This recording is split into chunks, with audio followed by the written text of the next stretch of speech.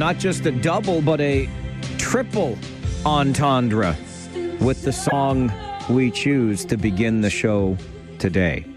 I know that later on in her life, she publicly, on national television, tore up a picture of the Pope. I believe it was Pope John Paul II. So there's a connection to our Farwell Show 5 coming up. But there is no denying the beauty of the song. That song, of course, being Nothing Compares to You. Sinead O'Connor took it to number 1 on the U.S. singles charts on this day in 1990. So the connection, yes, to the Pope, that would make it a double entendre. But did you know that Nothing Compares to You was a song originally done by Prince? And it was on this day in 2016 that we lost Prince at the age of just 57. Sinead O'Connor and Nothing Compares to You, number 1 on this day in 1990, starts our program on this Easter Monday.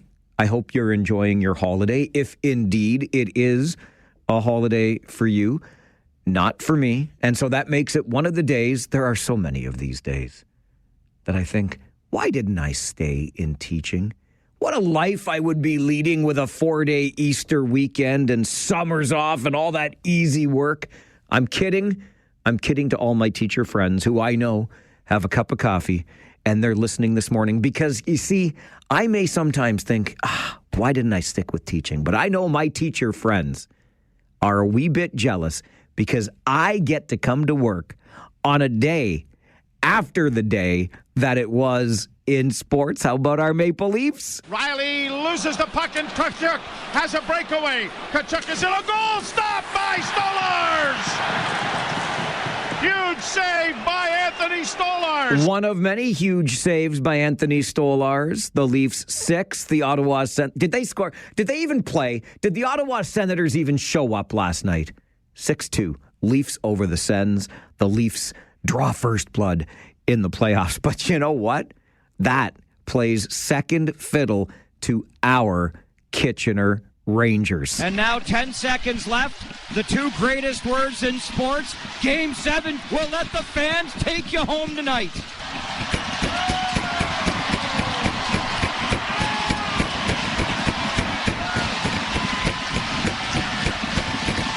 That is you, Rangers Nation, on an Easter Sunday night, 6,100 plus at the Memorial Auditorium, watching the Rangers win their 3rd in a row. They were down 3-0 in the series, and it is now 3-3 in the series, heading back to Windsor tomorrow night for those 2 greatest words in sports. Game 7. What a weekend it was. And I'm greeted by Paul on this Monday morning. Good morning, Paul. Good morning, Mike. That's a great day for hockey, isn't it? It sure is, my friend.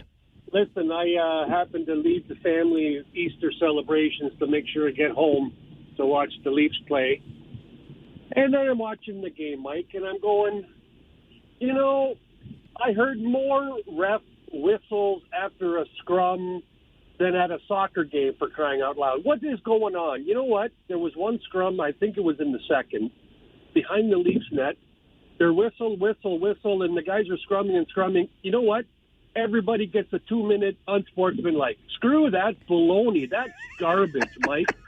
And you know when he did it? He did it at the end of the 3rd period. No, don't do it with the 30 seconds left in the game. Do it in the 1st or 2nd period and send a message to both teams, both coaches, all the players. No screwing around. When the whistle blows, the play stops. End of story. All right, Paul. Referee Paul has some pretty strong thoughts. Boys will be boys. You want to face wash somebody, you go ahead and face wash them. All right, let's get to your Farwell Show 5 for this Monday morning. Number 1, Pope Francis has died at the age of 88. The first Latin American pontiff, charmed the world with his humble style and concern for the poor, but he alienated conservatives with critiques of capitalism and climate change. The great bells of St. Peter's Basilica began tolling in Rome shortly after noon local time to mark the death, while tourists in the square stopped in their tracks to record the moment on their phones. Flags are flying at half-staff in Italy to mourn the Pope's death on this Easter Monday, which is a public holiday in the overwhelmingly Roman Catholic country. Number 2, Canadians hoping to vote early in the upcoming federal election have until 9 o'clock tonight to visit their advanced polling station as the campaign enters its final week. Today is the 4th and final day that advanced polls will be open before the April 28th election. Over the weekend, the Liberals and the NDP released their party's costed platforms, but the Conservatives still have not. Liberal leader Mark Carney will make an announcement in PEI this morning. Conservative leader Pierre Poilievre will campaign in Toronto today, while NDP leader Jagmeet Singh will spend another day campaigning in British Columbia. And on that note, I want to remind you that on this show, all through this week, we will be playing for you audio of the candidates that you can vote for. We ask them all the same 3 questions. Why are you running? What experience do you bring? And what do you pledge to do for voters in your riding? Same 3 questions to all candidates. We just let them share their message with you, and we will play them throughout the week on this show to give you a little more information heading into Monday's federal election, 1 week from today. I wish I could play the Conservative candidates' audio for you, but they chose not to participate. Nonetheless, you'll hear that through the week this week. Number 3, on your Farwell Show 5 this morning, expressions of grief are pouring in for an international college student who was shot dead by mistake in Hamilton while waiting for a city bus. The 21-year-old from India was described by police as an innocent bystander after she was killed by stray gunfire from a car on Friday. Hamilton Mayor Andrea Horvath says she's heartbroken by the news of the young woman's death and the circumstances behind it.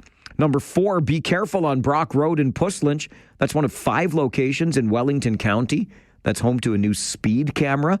Those 5 cameras have generated about $1.5 million in revenue for Wellington County in just 3 months. The county originally budgeted revenue of $1 million per year from the cameras. Since implementing the cameras on January the 11th, from January the 11th until now, more than 84,000 tickets have been issued.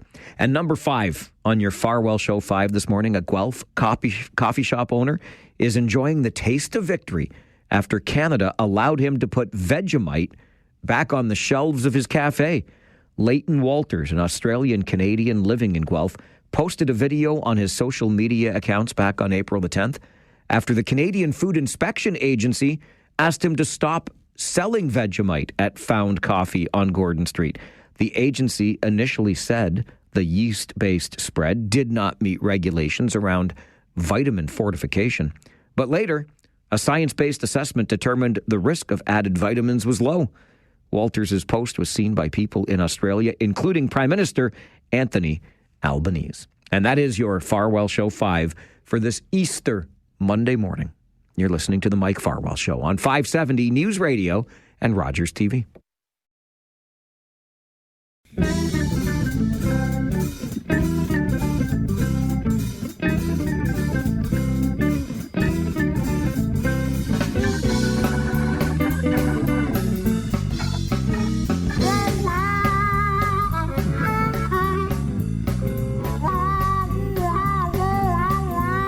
It is an annual book sale that supports local scholarship. Buy books, send kids to school. Makes a whole lot of sense to me. And here to talk more about it is Margaret Walker, who is a member of CFUW-KW, which is hosting the used book sale later this week. Margaret, good morning. Good morning, Mike. Could you tell us a little more about CFUW-KW? CFUW-KW has been around now for over 100 years. It's a collection of women who believe that education is important. Education specifically for women. 100 years ago, this was a bigger issue, but it's still an issue. Making sure that women had the opportunity to get educated, and now we want everyone to be educated. I am absolutely blown away at the results of last year's used book sale, which raised more than $25,000. What are you able to do with that kind of money?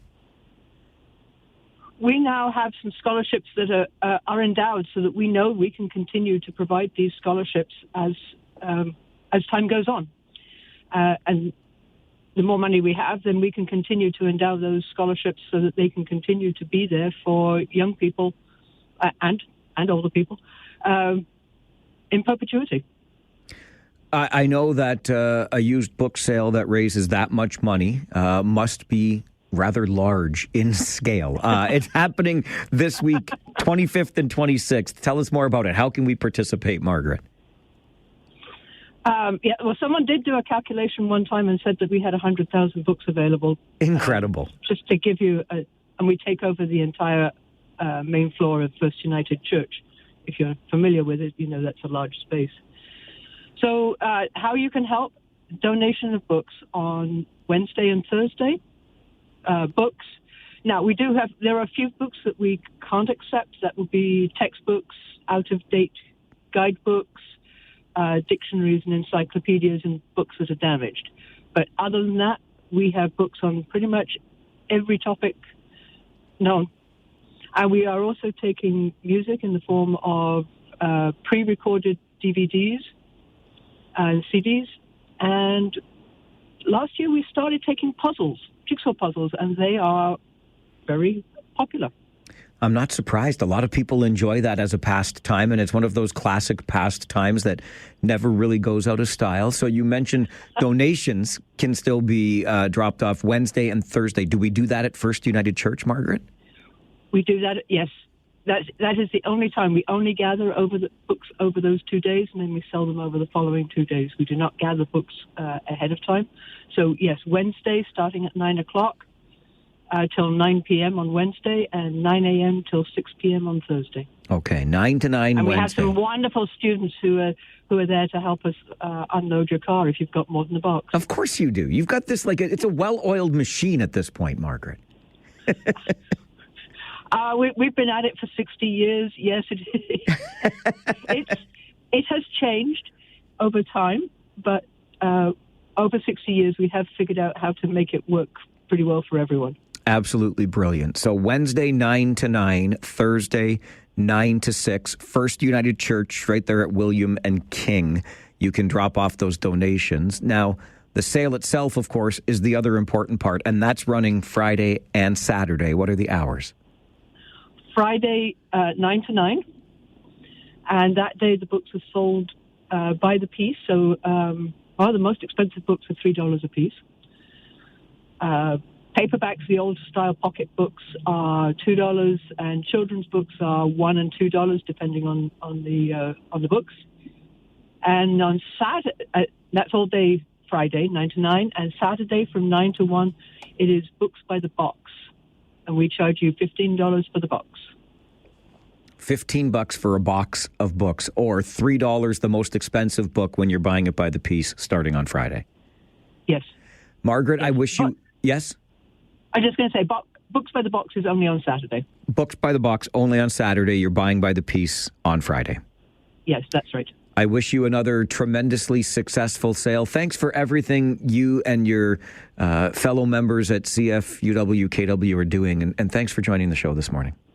And thank you for everyone's support in the region. Without that, we would not have been so successful. Enjoy your day, Margaret. Thank you. Thank you. Margaret Walker joins the show, a member of CFUW-KW, which, if you follow the acronym there, the Canadian Federation of University Women. Last year's book sale, just let that sink in. $25,000 supporting more than 50 scholarships for local students. You can drop off at First United Church, right there on William at King, Wednesday from 9 to 9, Thursday from 9 to 6. And then on Friday at 9 a.m., the book sale opens, runs through the day Friday, and again on Saturday at First United Church in Waterloo. This is the Mike Farwell Show, 570 News Radio and Rogers TV. Love this email I got from Chris. who writes to Mike at 570news.com. Under the subject line, Rangers Loud, Chris writes, I decided to use my DB meter and wait for the third goal yesterday. 114 decibels, and the odd was not even at capacity. I'll take your word for it, Chris. I do know, because I was in the building, it was very loud, and I got to hand it to you again, Rangers Nation. I have been so impressed with these playoffs. Within the first minute of the game starting, there is always an organic Go Rangers Go chant that erupts from somewhere up in the blues and trickles its way down. It's been very impressive. 6,100 plus in there on an Easter Sunday night. And boy, oh boy, I wonder how many will make the trip down to Windsor tomorrow. Catch a little bit of the Game 7 flu for Wednesday and give yourself a bit of time off. Either way, if you can't make the game tomorrow in Windsor, we've got you covered. Paul Fixter and I will be on the air tomorrow night from the WFCU Center with your Harris Law pregame show starting at 6:30. All right, I'm going to get you to the 570 News Center for an update now. And then let's talk about talking. Can we have honest conversations between elected representatives and their constituents? Well, one councillor in Cambridge hopes to accomplish just that, and we'll talk to her about it coming up on the Mike Farwell Show. This is 570 News Radio.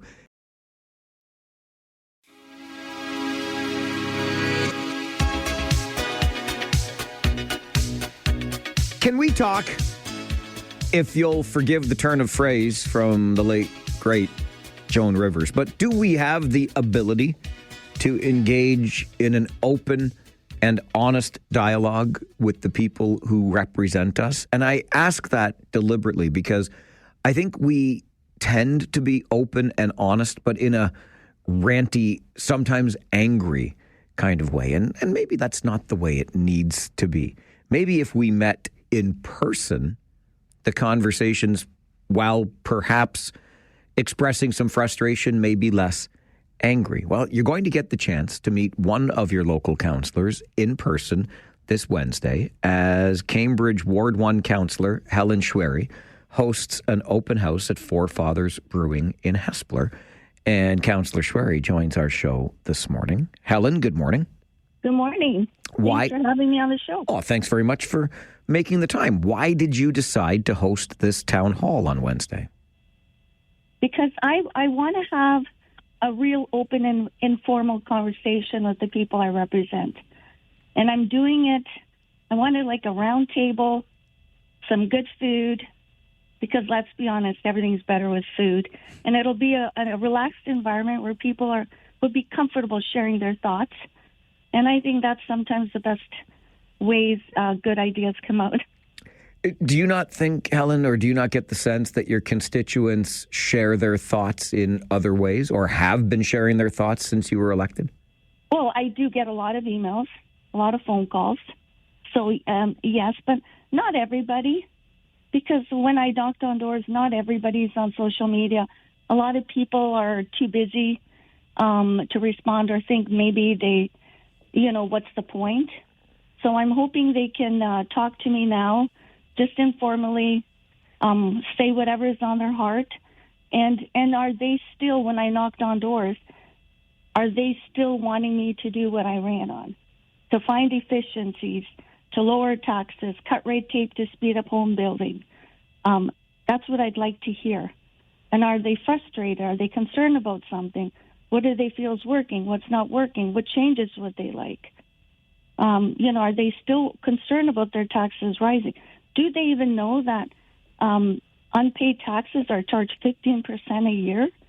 And also what I'm curious is, what do they want their taxes spent on? And what are they willing to do without to reduce taxes? I really want to hear what's on their heart. So I'm really excited about it. And I really do want it at one where people are just free to say what's on their mind. Does that make you nervous in any way, given the political temperature today? Well, municipal is not political. I've never felt it. Everybody pays taxes. Everybody needs money in their pocket so they can pay their bills, feed their families. I don't feel I'm in that political environment. I don't feel it when I'm talking, and I'm actually excited to talk to them. And I'm, honored that they would even come. I have over 100 people registered, so I'm excited to talk to them because I have a great ward. I'm lucky to be their counselor. Do you feel that there is enough engagement between elected councillors, between City Hall and the people that you represent? Well, I know I'm pretty engaged with mine. I know some of my neighborhoods pretty intimately. I can't speak about the other councillors. I know a lot do work hard. But I do feel a councillor kind of connects the city with the people. I feel we are the bridge because sometimes they don't know who to talk to, or they're going to send in a request and they don't hear back, or not sure if they sent to the right spot. So I just help guide them. I contact staff. I also help residents understand some of the limitations that the staff has, and think in the processes. So, how do you feel, Helen, that you've been doing on those issues that you ran on back in 2023? Well, I've been a strong voice. For one of the things, I did save taxpayers $822,000 when I asked the staff to take some of the surpluses, instead of putting them back just keep them in the range, to apply to high interest debt, like what they did to the Preston Odd. So, and I've also asked staff to do that again with some of the surpluses in the different accounts. So just I look at different ways that financially we can save taxpayer money like that. And then I also want to see what's most important to taxpayers. What do they expect their taxes are to be paying, and what don't they want their taxes to be paying? So I'm looking forward to hearing what they have to say, because end of the day, it's not about what I think or want, it's about what they think. What do you hope residents get out of this? I think I want them to be able to freely share what's on their heart, and I want them to know that I'm listening to them.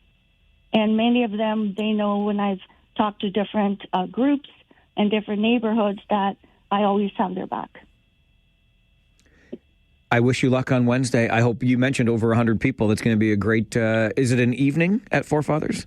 Yes, 6:30 to 8:30. All right. I wish you a great evening at Forefathers on Wednesday, and thanks very much for joining the show this morning. Oh, thank you so much. It was my pleasure. Helen, you too. Bye-bye. Bye. Helen Schwery is the Ward 1 councillor in the city of Cambridge.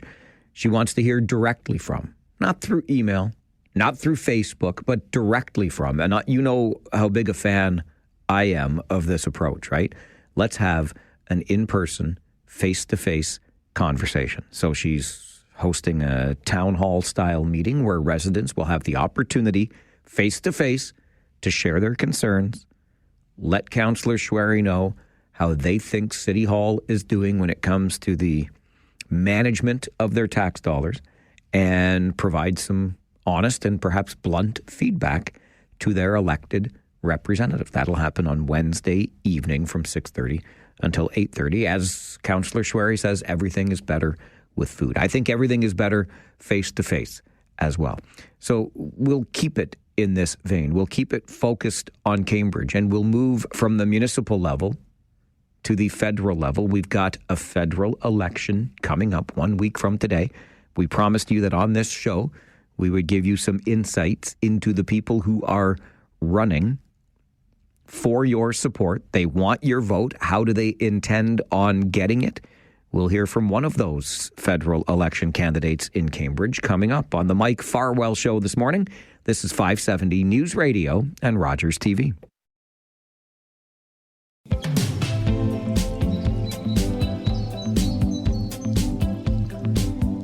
It may be Easter Monday, but we're at work here today at the Boardwalk. 570 News Radio headquarters. Glad to have you with us. Thank you very much for taking some time out of your busy day, whether it's a holiday or otherwise. You get engaged in the issues and the conversations here on the show. We love you for it. We really do. Of course, Good Friday was a holiday that we were not here for, which means we didn't get the chance to talk after the English language leaders debate. And I don't know about you, but I found something very encouraging in that debate last Thursday night. You had to stick around until the end, though, to pick up on it. Did you notice it too? I'll get to that in just a quick moment. But how about this weekend with advanced polls opening and the lineups that were reported?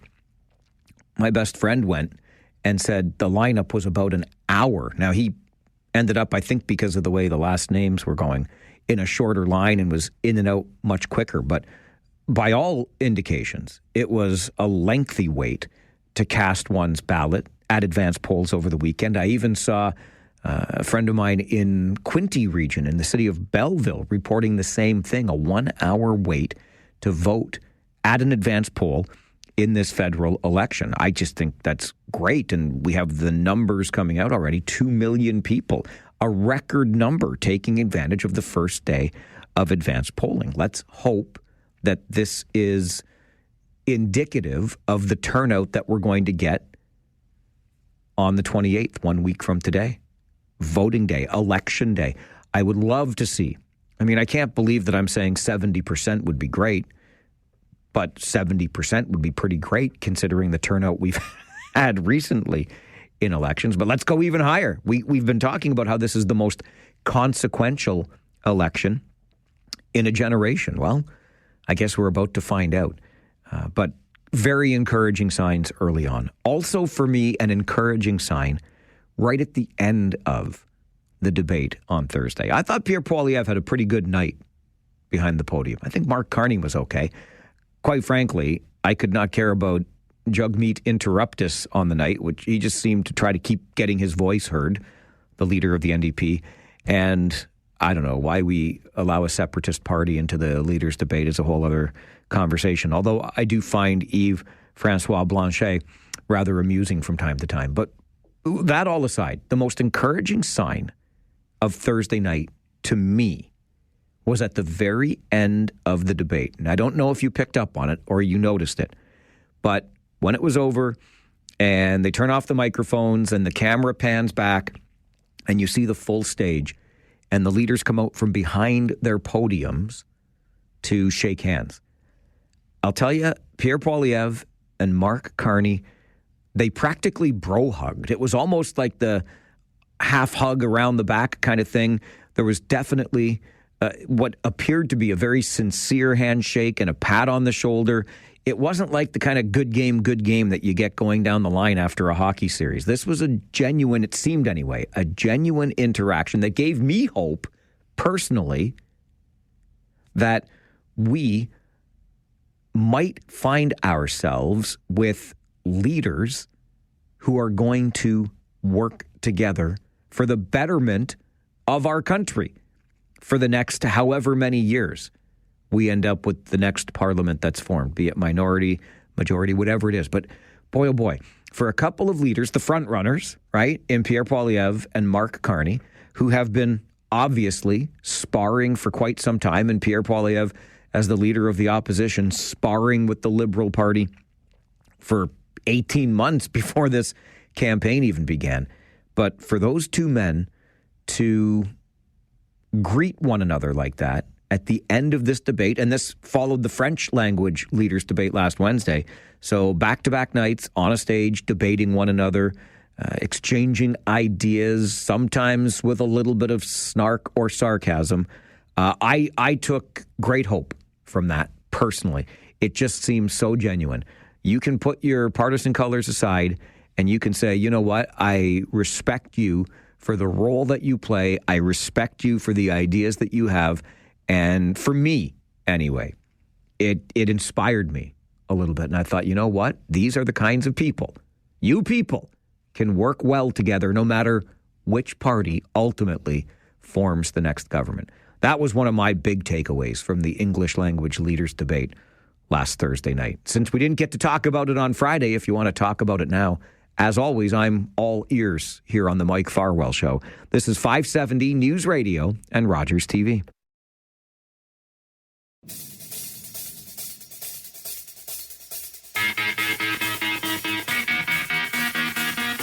About 4 minutes away from 10 and your update in the 570 News Center. Let's go to the phones, hear from you. Thoughts on last week's leaders' debates. Chris, good morning. Good morning, Mike. How are you? I'm all right, thank you. How are you? I'm doing pretty good. I'm glad you pointed out Jagmeet Singh interruptus there. I personally think, so this election, there won't be a majority. It's going to be a minority government. And I swear that the coalition that the Liberals and the NDP currently have in place worked itself out on stage. It seemed like anytime Pierre Poilievre was attacking the Liberals, it seemed like Jagmeet Singh was interrupting him on behalf of the Liberals. It was a very, very interesting concept to see, because Mark Carney didn't interrupt Pierre Poilievre at all. No, and I'm not sure Pierre Poilievre interrupted Mark Carney a whole heck of a lot. I mean, some crosstalk is going to happen on a debate stage with 4 people present, but I would agree. Jagmeet Singh, and one of the interesting things strategically, if you can call it that, was that Jagmeet Singh, in my opinion, didn't do enough attacking, if you will, of Mark Carney. That's the vote he's got to eat some back from, because that's where the NDP vote seems to be going. And that's where I think the coalition that's currently still in place played out on stage just a little bit. Interesting way to look at it, Chris. I don't know. Like, didn't Jagmeet Singh publicly rip up the supply and confidence agreement? On a human level, just on a human level, I actually feel a little bit bad for Jagmeet Singh. I know nobody's going to hold a red tag day sale for him because he's got the pension and he was wealthy to begin with. But you're watching, it feels like we're kind of watching the political life unravel before our eyes. And again, just on a human level, I feel bad for the guy. Getting involved in public service like this is no easy ask. And the 4 men we watched on that stage last week have done it for a considerable length of time. And that's to be admired, just on a human level, nonetheless. Johan, good morning. Yes, good morning. I was wondering why you called the NDP a separatist party. No, I called the Bloc a separatist party. No, you said Singh was a separatist. No, I said Singh was interruptus, and then we had the Bloc, and I'm not sure why we invite a separatist party to the debate.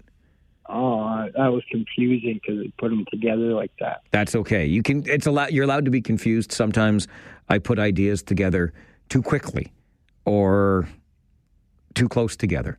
But no, I described Jagmeet Singh, the leader of the NDP, as the leader interruptus, and then Yves-Francois Blanchet. As much as I find him amusing, and I do, I think he's quite passionate. I think he's an interesting leader. I do wonder why, as a main party, we have a separatist party. They only can get votes in Quebec, but they take the stage and share the stage with our quote-unquote main party leaders. But that's a whole other conversation for another time. I do promise on the show today, we will hear from one of our federal election candidates in Cambridge. We've got audio from every candidate who was willing to participate, who wanted to share with you their message heading into next Monday's vote. Every candidate had the opportunity just to answer the same 3 questions that were provided to them, so you can know more about who they are, the experience that they have, and what they intend on doing for you should they be elected to the role of MP in your riding. Unfortunately, none of the Conservative candidates chose to participate, but we will play for you the audio from all of the other candidates, including that candidate from Cambridge coming up on the show today. This is the Mike Farwell Show on 570 News Radio.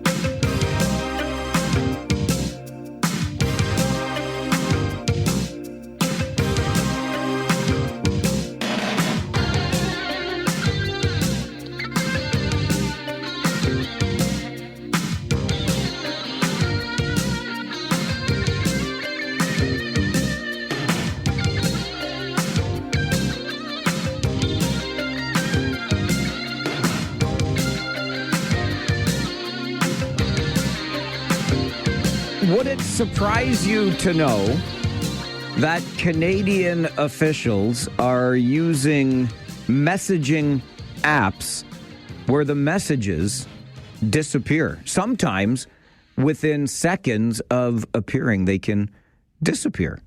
And what does this tell you? If you're not surprised by that, what does this tell you about transparency or the lack thereof? Matt Malone is an assistant professor in the Faculty of Law at the University of Ottawa and joins us for a conversation. Matt, good morning. Good morning, Mike. Thanks for having me. Thanks very much for making the time. How did you come to learn that Canadian officials were using these messaging apps where the messages would disappear? Well, this is an issue that we've been tracking for quite some time through the Canadian Internet Policy and Public Interest Clinic, which is a clinic I direct at the University of Ottawa. And there have been rumbles that public servants had been using things like BBMs, back in the Harper era to sort of send messages that were not being tracked. And through some work that we've done with transparency legislation in Canada, we've talked to a bunch of journalists and citizens and historians who have essentially tried to gather records of text messages and hit these barriers. So we wanted to draw attention to this issue. And actually, our work on this preceded all of the shenanigans that came out in the United States with Secretary of Defense Pete Hegseth. So it's an issue that we really wanted to draw attention to start reversing this course so we can get some better record keeping and ultimately drive better transparency and accountability in the federal government. Should all of these messages, Matt, be a matter of the public record? Well, I think there's definitely justifications for secrecy in government decision making at times. And what our transparency legislation does in Canada is recognize those justifications. So, for example, if the government is receiving legal advice, it might be privileged. That's a justification for non-disclosure. If there's a security issue with the record, that might be a justification for non-disclosure. So our transparency legislation already recognizes all kinds of reasons why we do need secrecy in certain contexts. The issue that we see here is that by destroying the records, we can't even review them to see whether those justifications apply. And so that's one of the real issues we have here is by just erasing everything, we're destroying records that journalists need to hold the government accountable, that historians need to tell basically stories of Canada, and that citizens need to access decision-making of all kinds. I mean, the main users of the access to information system in Canada are average citizens, often folks who are quite vulnerable, and they're trying to learn about government decision-making involving their own cases. We have heard the buzzwords transparency and accountability around politics for quite some time now. I'm not sure how much weight either of those words hold these days, but what's your take, Matt, when you realize these messaging apps are being used when it comes to this claim that we've heard so often about transparency? What's that telling you about transparency? Well, I think we have to remain optimists, right? We have to remain very, very practical optimists. I do believe very firmly in this notion that sunlight is the best disinfectant. Our transparency legislation is so important to our democracy. In the 90s, it was a mere simple access to information request by a Globe and Mail journalist that blew open the story of the sponsorship scandal, which is one of the most important scandals that happened in the last few decades. We've seen that recur over and over and over. So I do believe that, despite some of the hiccups and the blocks that we face, we need to just adapt our transparency legislation for the new era. I mean, there are more than 300,000 smartphones in circulation that have been issued by the government, and our transparency legislation is over 40 years old and doesn't at all recognize this new reality that we're in with this digital era. And so I do remain optimistic that we can get back to the accountability and the transparency that we expect and we deserve in a liberal democracy. But we really need to engage in this reform process so that we have this transparency and accountability in the era of the smartphone. What did you learn in your most recent Freedom of Information request? So the Chief Information Officer of Canada is the individual in Canada who basically says what you can and cannot have on your phone. So this is an individual who sets all the policies on what you can basically do on a government-issued device. And you and your listeners might recall that in, I believe, 2023, early 2023, there was quite a lot of controversy around TikTok. And so the government banned TikTok on government-issued devices. This was the individual who did that. And over the last few years, we've banned a few more apps on government-issued devices. In addition to TikTok, DeepSeek was recently banned. WeChat has been banned, Kaspersky. So just a handful of apps. And this fascinated me because I wanted to know, okay, well, if we're banning a select handful of apps here, what about encrypted and disappearing message apps? What about WhatsApp? What about Signal? What about Confide and these types of apps? To say nothing of other types of apps that you can put on your government issued devices, like a gambling app, or last fall there was a story about public servants streaming services like Netflix and Disney Plus and Hulu on government issued devices, which was its own thing. So we were very curious to learn, what is on these devices. And so what I decided to do to draw attention to this issue was file a request to the individual who sets the regulations and determines what apps you can and cannot have on your phone. And I said, give me screenshots of your phone. Specifically, give me screenshots of if you have Signal or WhatsApp on your phone, in the settings feature, what you're doing with your messages. And so there's no way I can access those messages, given that the timeline for a request under our transparency legislation is 30 days, and given that the messages themselves are being deleted in 7 days. So there's no way I can get the messages. But what I could get instead was a screenshot of whether or not he has the app on his phone. And that's what we've done. What does this do to our ability to trust public institutions, in particular government? Well, I mean, I think a lack of transparency really erodes trust in government. I think we're always negotiating where that boundary is. I mean, you've kind of asked questions around this. Is secrecy sometimes justified? Is it sometimes not? I think absolutely secrecy is justified in decision-making in government at times. You need zones of confidentiality for cabinet discussions, to be frank, and these types of things. So we protect cabinet discussions. We protect, information on all different kinds of bases. But I think when you have this type of default destruction of government records, you're really removing even the possibility of accountability. And we see this happen in a bunch of different contexts. There's regulators in Canada who have drawn attention in some of their recent decisions to the fact that government business is being conducted on Signal and WhatsApp, and sort of criticizing this practice for the inability for regulators to review this material, to see how decisions are being made, to make sure that they're being done in ethical and proper ways. We've seen how far this goes in the United States, where allowing people to have these apps on their devices, allow them to have conversations that escape scrutiny altogether. This Pete Hegseth case in the US is just a wild one, where those records were all being destroyed. And if that case hadn't blown open, there would have been no injunction filed by this civil society organization, American Oversight, to preserve those records. So this is fundamental for history. It's fundamental for journalism. It's fundamental to understand how decisions are being made. And fundamentally, in my view, this runs contrary to our laws in Canada. We have laws that say, you can't destroy, you can't conceal, and you can't cause to be destroyed or concealed records that are subject to this transparency legislation. And in my view, on a work-issued device, if you're setting your messages to delete, you can claim that that's not causing destruction, not causing concealment, but I think it is. I mean, I think there's a really strong case that if you set auto deletion intentionally, that's what you're doing. So. Very interesting research, and truly appreciate the conversation this morning. Matt, thank you for being here. Yeah, thanks so much for having me. Matt Malone is an assistant professor in the law faculty at the University of Ottawa. Freedom of information request leads to the discovery that Canadian government officials are using messaging apps where the messages are set to disappear, sometimes within days of their original appearance. Does this erode further? Because I know you've already lost trust in institutions. We've talked about that on the show. Does this erode further your trust in public institutions, particularly government? Is there any reason at all for secrecy when it comes to government-issued devices. I would say just separate church and state. You can have your personal phone, but if it's a government-issued phone, everything upon it is of the public record. Does that make sense, or am I way off base there?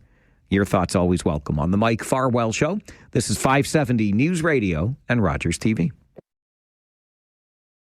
I mean, I think a lack of transparency really erodes trust in government. I think we're always negotiating where that boundary is. I mean, you've kind of asked questions around this. Is secrecy sometimes justified? Is it sometimes not? I think absolutely secrecy is justified in decision-making in government at times. You need zones of confidentiality for cabinet discussions, to be frank, and these types of things. So we protect cabinet discussions. We protect information on all different kinds of bases.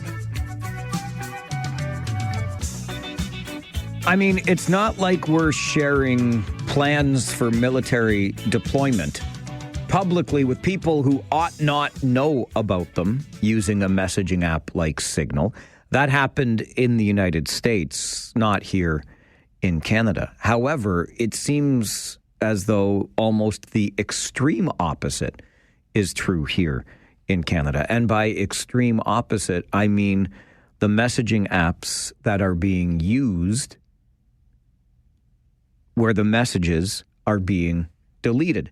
So we're not getting any of the information that we probably ought to get as citizens of this country. 519-570-2545, star 570, and 1-800-570-5715. Jonathan, good morning. Hey, good morning, Mike.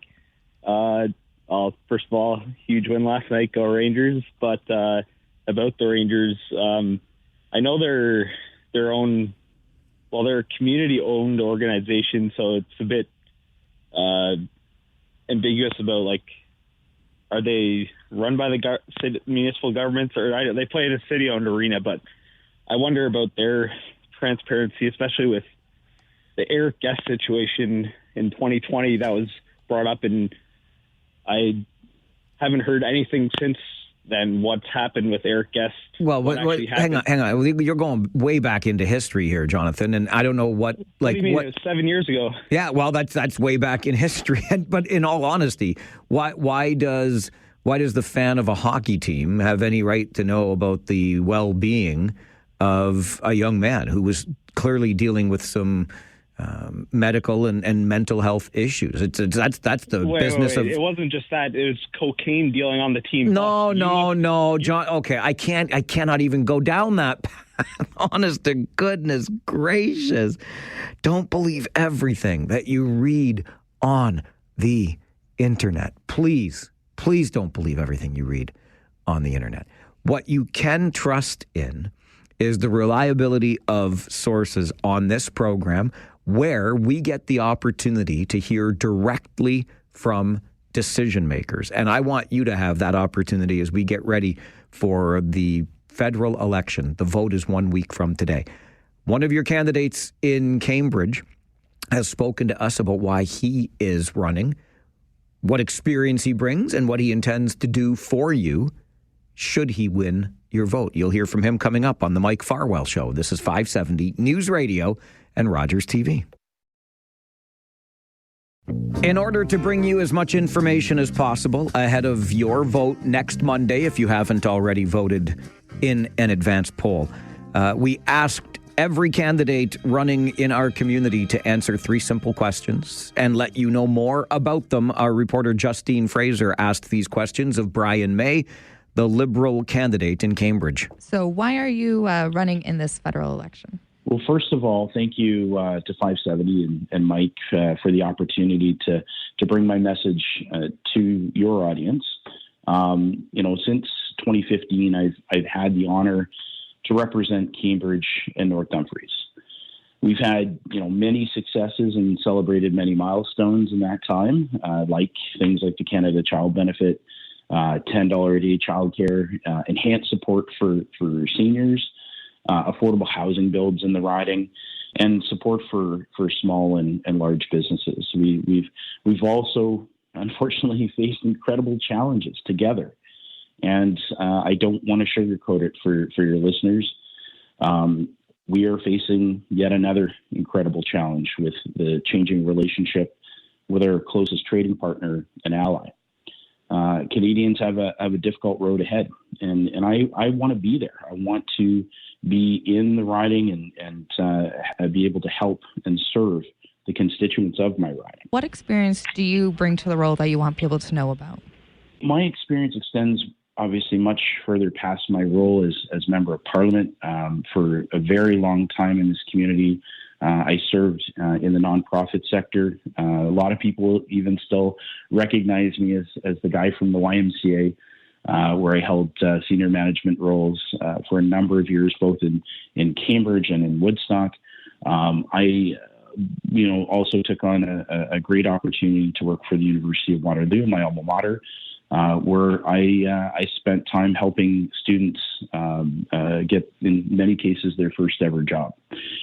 And I went back to the nonprofit sector before getting into politics and working for a great organization called the Boys and Girls Club.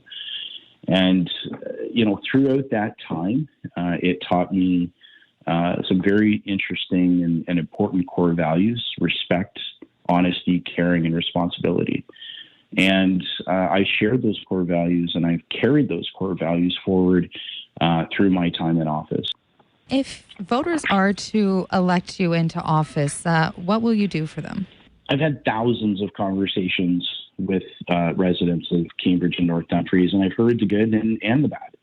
And today, people need someone who will hear them and will do everything they can to help. Before I became a member of Parliament, I lived and served in this community, and my work has always been about listening and delivering.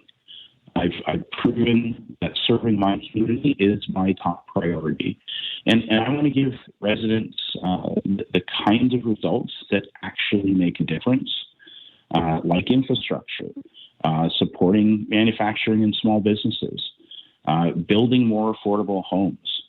And, I was successful in bringing hundreds of millions of dollars to Cambridge and North Dumfries. And I hope that the people of my riding give me the honor to continue that work. We're facing global insecurity right now, and our community needs a strong leader with experience who's willing to fight for everyone, who's willing to show up. We can rise to these new challenges, but we need someone nationally and locally that can keep Cambridge, North Dumfries, and Canada strong. Brian May, your Liberal candidate in Cambridge. We will bring you more of those conversations through the week with each of our candidates running in this federal election to keep you informed here on the Mike Farwell Show, 570 News Radio. I feel like I should call this segment Old Friends Doing Interesting Things. The old friend is Drewe Leith, who sits across the studio table from me, but I first got to know Drewe in his capacity as a local musician. And here he is now as a strategic advisor with the Octant Executive Advisory Group. First and foremost, it's just good to see you. How are you? I'm doing great. Easter weekend, lots of energy in the air, spring's upon us. No reason to complain yet. Good man. Good to hear. So tell me about this. And we started talking about it during that update with Matt Hutchison in the News Center. But it seemed to me like a bit of a 180, maybe not as much of a 180 as I initially thought. But again, I knew you first as a musician, and here you are now providing strategic advice to executives. How did this all come about? Yeah, so life as a sales guy. Grew up around salespeople, stepped into a salesperson's shoes pretty early in my career, worked at different car lots around, managed some car lots, then went to school for communications, public relations, still doing the sales thing, but started gravitating more to sales leadership roles. I spent some time with Rogers, oddly enough, and then actually walked away from that career for a bit to pursue music. So that opportunity arose, and I don't think there's a lot of people that jump at those opportunities when they come, and I wanted to be the guy that didn't say I didn't do it. So jumped at the opportunity, spent 6 years headlong into a music career. And then at some point when I realized that we probably weren't going to hit the world stage, I had to reevaluate and take a look at, what's the next 10-year cycle going to look like? And thought maybe getting back into sales would probably be a good idea, and then maybe figuring out some way to help salespeople be better salespeople. And that sort of has turned into leadership development, executive coaching, consulting, and really helping the leaders to find what I call their true north. Is it scary? I think everything new is scary, but if you're not eternally optimistic, it's a heck of a lot scarier. So I tend to try to wake up with a smile on my face rather than a frown. So I think that just not telling myself no every morning has been a really good, big tool in my toolkit. What do you take away, Drewe, from your 6 years in the music scene to this new path you're carving out as an executive advisor? Sure. So I think the one thing that I probably picked up most was shameless self-promotion. You just have to get out there, and you just have to be willing to be vulnerable and get out in the space so people can see you. So that's something that I've really embraced as I moved into this new space. And then I think the other thing is also to embrace creativity. That was really the big thing that I was missing in a lot of my executive roles. And now that I see that vulnerability piece and the creativity piece are so important for leaders, that's really a big part of my mission these days is helping leaders to see the value and, keeping a smile on everyone's face and the value of a positive culture and the effect that can have on an organization. It strikes me as you say that, because I've been doing basically the same thing for about 30 years now, but I have seen the way that workplaces have changed. And I wonder how much different you see them today, workplaces, than before you embarked on music and you were in your initial round, let's say, in sales in the corporate world. Yeah, so for me, I've gone through a lot of life changes that have really changed my perspective on how I look at the world. And coming out the other side of that, I really do see that there is a huge opportunity now for that vulnerability piece to really take hold in an organization, ruling with transparency as opposed to the iron fist, allowing people to feel like they're part of your organization rather than just on the peripheral. Those are the things that can really endear an employee to an organization. We all talk about leaders as wanting to have employees that would die on the sword. We have to be willing to die on their sword in order for them to be willing to die on ours. Why this space? What is it about this space that you identified and said, you know what, I can make a difference here, and further, this is the difference I want to make? Yeah, so I think living a life in sales, sales methodologies are a hugely important part of that. I was actually lucky or unlucky, depending on which way you look at it, to have taken my first sales methodology at the age of 12. My father facilitated for Brian Tracy, and so we did peak performance. I went to Toronto for 2 days and did the whole kit and caboodle with them. And I think that really inspired me to want to be someone who was able to help others to see the value of, taking their service, taking their product. And so I'm sure I went home that day and gathered up all my toys and sat at the end of the driveway and sold them all so I could trade them in for the shiny new toy of the day. But yeah, I sort of have always embraced that sort of salesman's mentality. But the shortcoming that I see of salespeople is that oftentimes it's very me-centric, and they need to realize that sharing that ego can actually provide even more joy than that huge paycheck that sometimes you're so proud of sharing with people. And so the one thing that I'll say to anyone that's out there is really embrace lifting your team up as much as you can and putting that ego in your pocket or sharing little pieces of it with your team so that they can shine. And ultimately, that's what's going to make you the best leader. Yes, reaching our quotas, hitting our forecasts is all extremely important and necessary, but doing that in a way that can empower people and help them to be their best selves, that's truly when I think you've arrived as a leader. What similarities do you see between and differences from what you had been doing in music to what you're doing now? I'd like to think the hours are better, but maybe not. The hours aren't later, but again, being the lead singer in a band, songwriter, marketer, promoter, you end up doing a lot of different things. And as a solopreneur right now, I'm working with a team, but they're all external to my organization. So as a solopreneur right now, I really am finding that I'm wearing all of those hats, which can keep you up at night. So creating those walls, those barriers to force yourself to have family time, to have personal time, to have reflection time, hugely important, especially for anyone that is saying, I'm at my max capacity, that's a great indicator that you need to carve out some time for you, because that's when overwhelm's going to happen. Yeah, no question about that. Okay, I want to hone in on a conference that you're hosting later this month and how people can take advantage of what it is that you've learned. So we'll get into that as we continue the conversation this morning with Drewe Leith, who's a strategic advisor with the Octant Executive Advisory Group. This is the Mike Farwell Show on 570 News Radio and Rogers TV.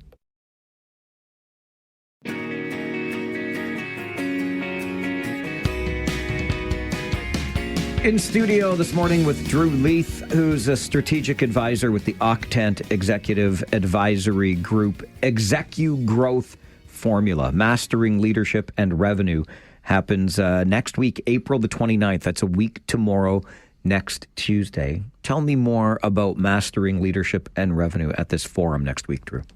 Yeah, so really wanted to put something together that was kind of a level above some of what we've been seeing in the professional development space in this area. I was speaking to some other leaders that are, flying out to Vancouver, flying to New York to catch, world-class speakers. And we've got world-class speakers in our own backyard, but we might not be showcasing them in a way that's really bringing that big city energy and that vibe.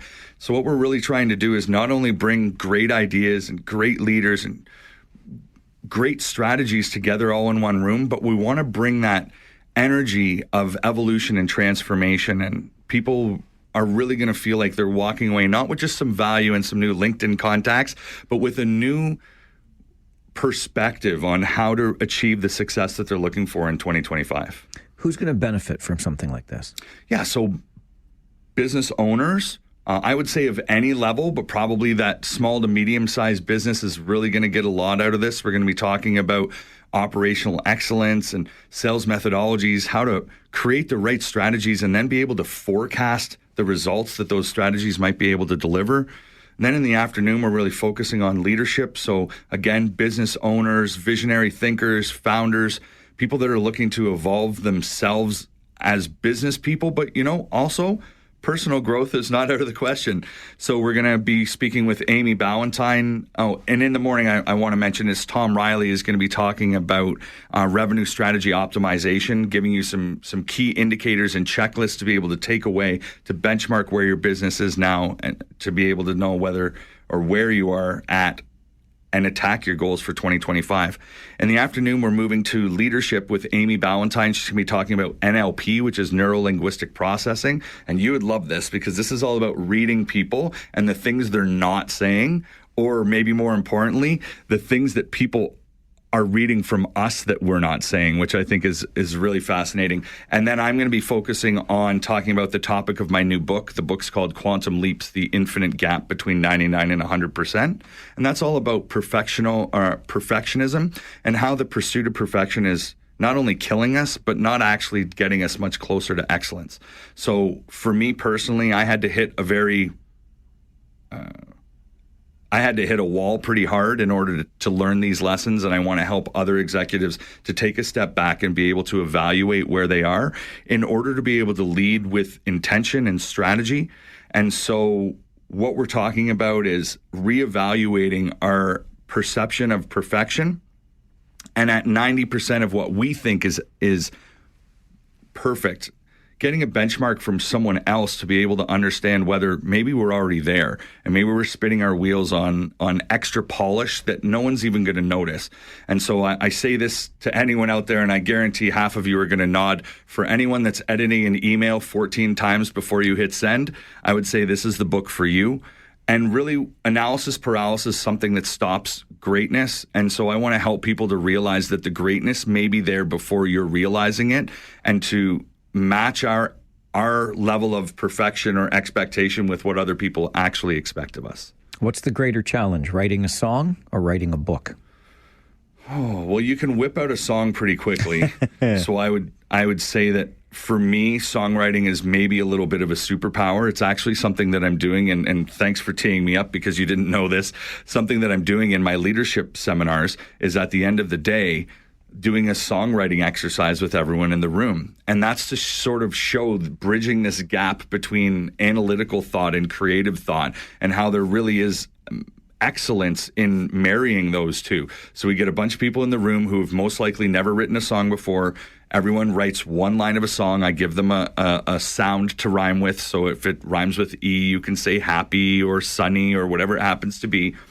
And then I take everyone's lyrics and in the heat of the moment, write a song. It's completely from scratch, a melody that's improvised 100% on my feet. I'll be honest, I probably should come in with some pre-rehearsed stuff, but I don't, which again, I'm not sure whether everyone else notices, but for me, it really helps me to see how much I'm existing in the moment. And so when I go back and I watch those videos, I'm actually usually pretty impressed at what I'm able to do on the fly. But that has been a big pursuit of what I'm doing here. So I've had a full career as a sales executive. I've had a full career as a frontman of a band that traveled across Canada. Now I'm marrying those two things together because I finally see in my so many young years of wisdom that there's value in having both of those personalities at the same time. For a long time, I separated those two and I was a different persona in my professional life than I was in my personal life. Now that I've married those two together, not only do I think I'm a much more effective leader, much more effective thought leader, but I think I'm a more effective human being because I can really see things from all sides now. And like right now, Mike, you're getting the genuine me, which I believe is the best me there's ever been. How do folks get involved with the forum next Tuesday? Yeah, fantastic. You can go to our website, Execugrowth Formula. There's a QR code that you'll find. The URL is a little long, but I can say it. It's octanteeg.com/execugrowth-formula-4-29-2025. Wow. However, we'll make sure that this is easy for you to find. We'll get some links up on social media for you to be able to find it. We would love to have you there. If you have any questions about the event, please feel free to reach out. Thank you to our partners who have also helped to make this happen. A bunch of local businesses have come on board to really support us, which is fantastic. And yeah, we're really looking forward to having a full room of visionary leaders and founders and business owners who are just looking to level up. And I think the quote on the back says, "This is not your average lunch and learn." And folks, it will be anything but average. Man, I remember lunch and learns. I was so glad I'm done with them. That's why I like this process. I say it, it's over, I move on with the next show. Drewe, thanks for being here, and best of luck. Continued success in this new chapter. Mike, thank you so much. Really appreciate it. And to your listeners, looking forward to connecting. Drewe Leith is a strategic advisor with the Octant Executive Advisory Group. Joins us on the Mike Farwell Show this morning, 570 News Radio and Rogers TV. I know, I really do know that I am picking at a nit here, but I can't help myself. Ever since I've noticed this, I can't stop noticing it. And quite frankly, as I notice it every day, multiple times a day, I can't stop thinking about how much it's costing us. I will direct you to our Facebook page, facebook.com/The Mike Farwell Show, and you can see it for yourself.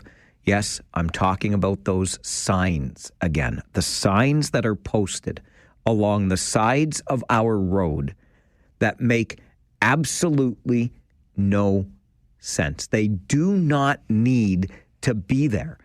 And when it comes to the cost, I will point you to the city of Waterloo some years ago when it was proposing a reduction in speed limits on many residential streets from 50 to 40 or from 40 to 30 kilometers per hour. When the city of Waterloo was proposing that, and it didn't follow through with it in its entirety, some streets went to 30, but for the most part, they stayed at 40 or 50. But the estimated cost of changing all of the signs to adhere to that new 30 kilometer per hour speed limit was $500,000. I don't know exactly how many signs. I'm sorry for that. But just let it sink. I mean, how many signs could there have been? 500 at $1,000 each? I don't know. I think it's probably fewer signs at more cost per. But regardless, just $500,000 spent just changing signs. Okay? Hundreds of thousands of dollars, I think, our cities could use. And if you look at our Facebook page, facebook.com/The Mike Farwell Show. You'll see a picture I snapped over the weekend. I'm sitting on Otto Street, right by the center in the square. I am sitting at the light staring at Sotheby Public School. Beautiful school, by the way. A really nice building in our community. So Sotheby fronts onto Frederick Street. I'm at the lights on Otto Street, staring right at Sotheby. But just to my right, and my beloved took this picture in the passenger seat, by the way, because I couldn't resist. I'm like, you got to take a picture of this. The sign on the side of the road says maximum 40 area ends. I'm already at the stoplight, City of Kitchener. You don't need to tell me that it's no longer 40 kilometers per hour because I'm stopped. Even if I was traveling and it says maximum 40 ends, why does it tell me that when I turn onto Frederick Street and what is the first sign that I see say? Maximum 40. Hang on, Kitchener. Maximum 40 ends at the corner of Otto and Frederick. And when I turn onto Frederick, it's a maximum of 40. Tell me, please, why maximum 40 area ends needs to be a sign. Explain it. I want to know who made the decision and how much it's costing us. It's out of control, and I can't stop picking the nit. This is the Mike Farwell Show, 570 News Radio and Rogers TV.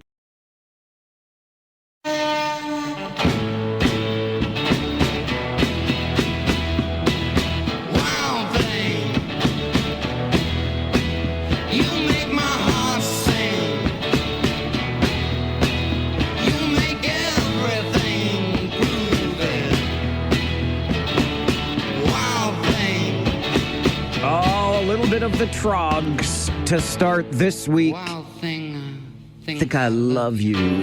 This week in music history. We love our music. We love this week in music history. And our resident musicologist, Brian Allison, who joins us every Monday morning at this time. Good morning, Brian. Hi, Mike. The Trogs will come up in a little bit of trivia on this morning's edition of This Week in Music History, but we will get to that in due course. I thought, Brian, we would start this morning with sad news, but we remember, I think, this day 9 years ago. I mentioned it at the beginning of the show. We lost an incredible artist far too young. Yes, 9 years. It's hard to believe it's been 9 years, but yep, it was 2016 when we lost Prince on April 21st, and I think that was probably a fairly shocking death for a lot of people in the music industry. Prince was just 57 years old, was still incredibly prolific, putting out great albums, tours, and it came at a time when, I think people were pretty surprised that they lost Prince to what turned out to be an accidental drug overdose. But we still miss Prince to this day. He was just a global superstar.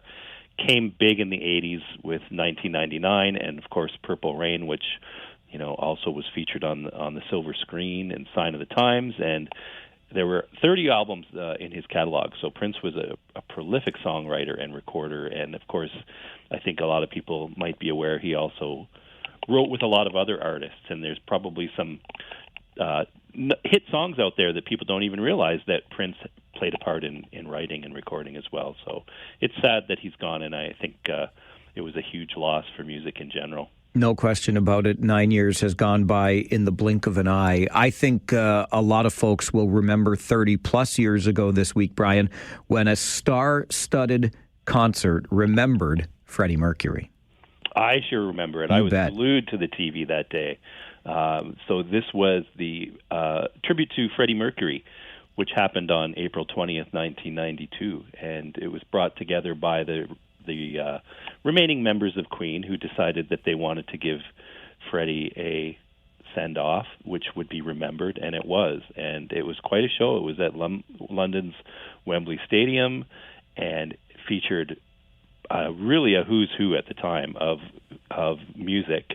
Elton John was there, David Bowie, Phil Collins, George Michael, Metallica, Guns N' Roses played. I mean, everybody was there to show this. 72,000 tickets sold out in 3 hours, and they estimated that the crowd watching it from home on television was close to 1 billion people, for which at the time was the biggest television audience in history.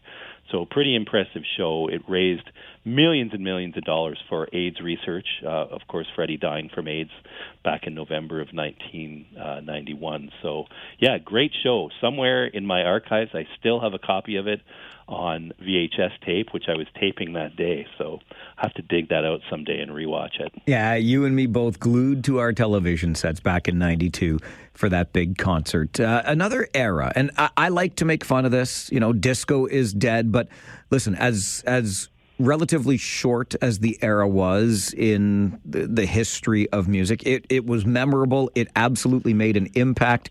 And on This Week in Music History, the most famous club of that disco era opened its doors.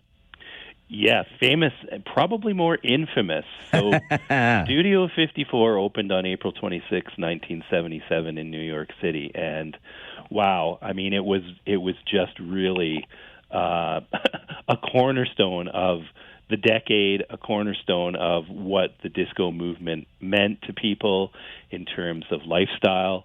It really was what we would call today a happening, and everybody was there.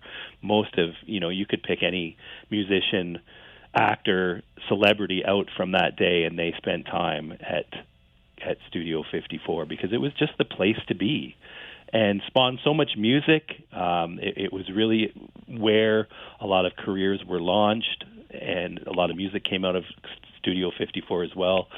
There's also a lot of, stuff happening there, a lot of drugs, a lot of casual sex, and it was, it turned out to be a crash and burn type of thing for the owners who were hiding a lot of the money that they were earning from people attending the club. But nevertheless, wow, what a time, what a place. Definitely before my day, but I've heard people talk about it. And of course, the big contribution that was made musically was the band Chic, who wrote their famous song Le Freak in 1978, which actually was inspired by being refused entry to the club. On New Year's Eve 1977, the members went. They tried to get in, and they were refused by the doorman. And as they were leaving, walking down the street, they had been writing a song, which they had this sort of catchy musical bit for, and what turned out to be Freak Out in the chorus of Le Freak started off as more of a F-word insult directed at the bouncers who wouldn't let them into the club. So originally when they recorded the early demos of the song, it wasn't Freak Out that they were yelling. It was something else. Gotta love a radio edit. I'm going to take our industry's credit for that, Brian. Yeah, and I think that's a credit you can take because it probably wouldn't have landed well in 77. Probably not. Brian Allison is our resident musicologist. He joins us every Monday morning at this time for This Week in Music History. I want to remind you to check out Brian's Facebook page. It's got the same name, This Week in Music History, so you'll learn about these tidbits and more. Why did we start the segment this morning with Wild Thing by the Troggs? And how close were we to a Beatles and Bowie marriage? We'll talk about that as we continue This Week in Music History with Brian Allison this morning on the Mike Farwell Show, 570 News Radio and Rogers TV.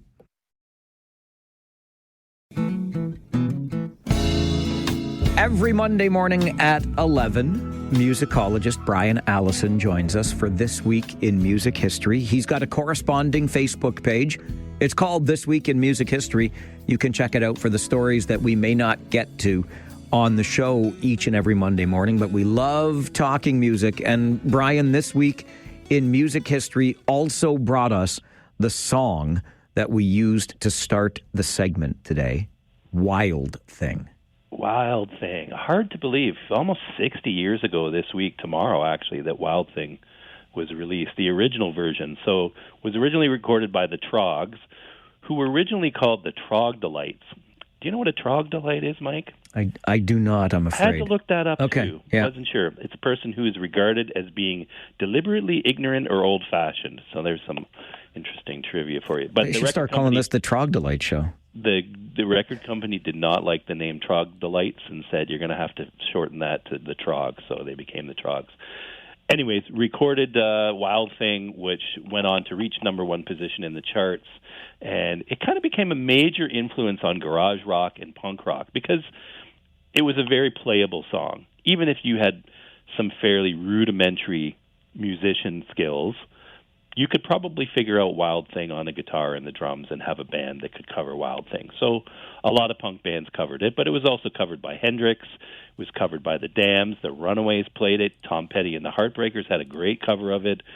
Susie Sue, Cheap Trick, Jeff Beck, right on down the line. Everybody seemed to take a shot at playing Wild Thing. So it was a pretty interesting song and definitely a game changer.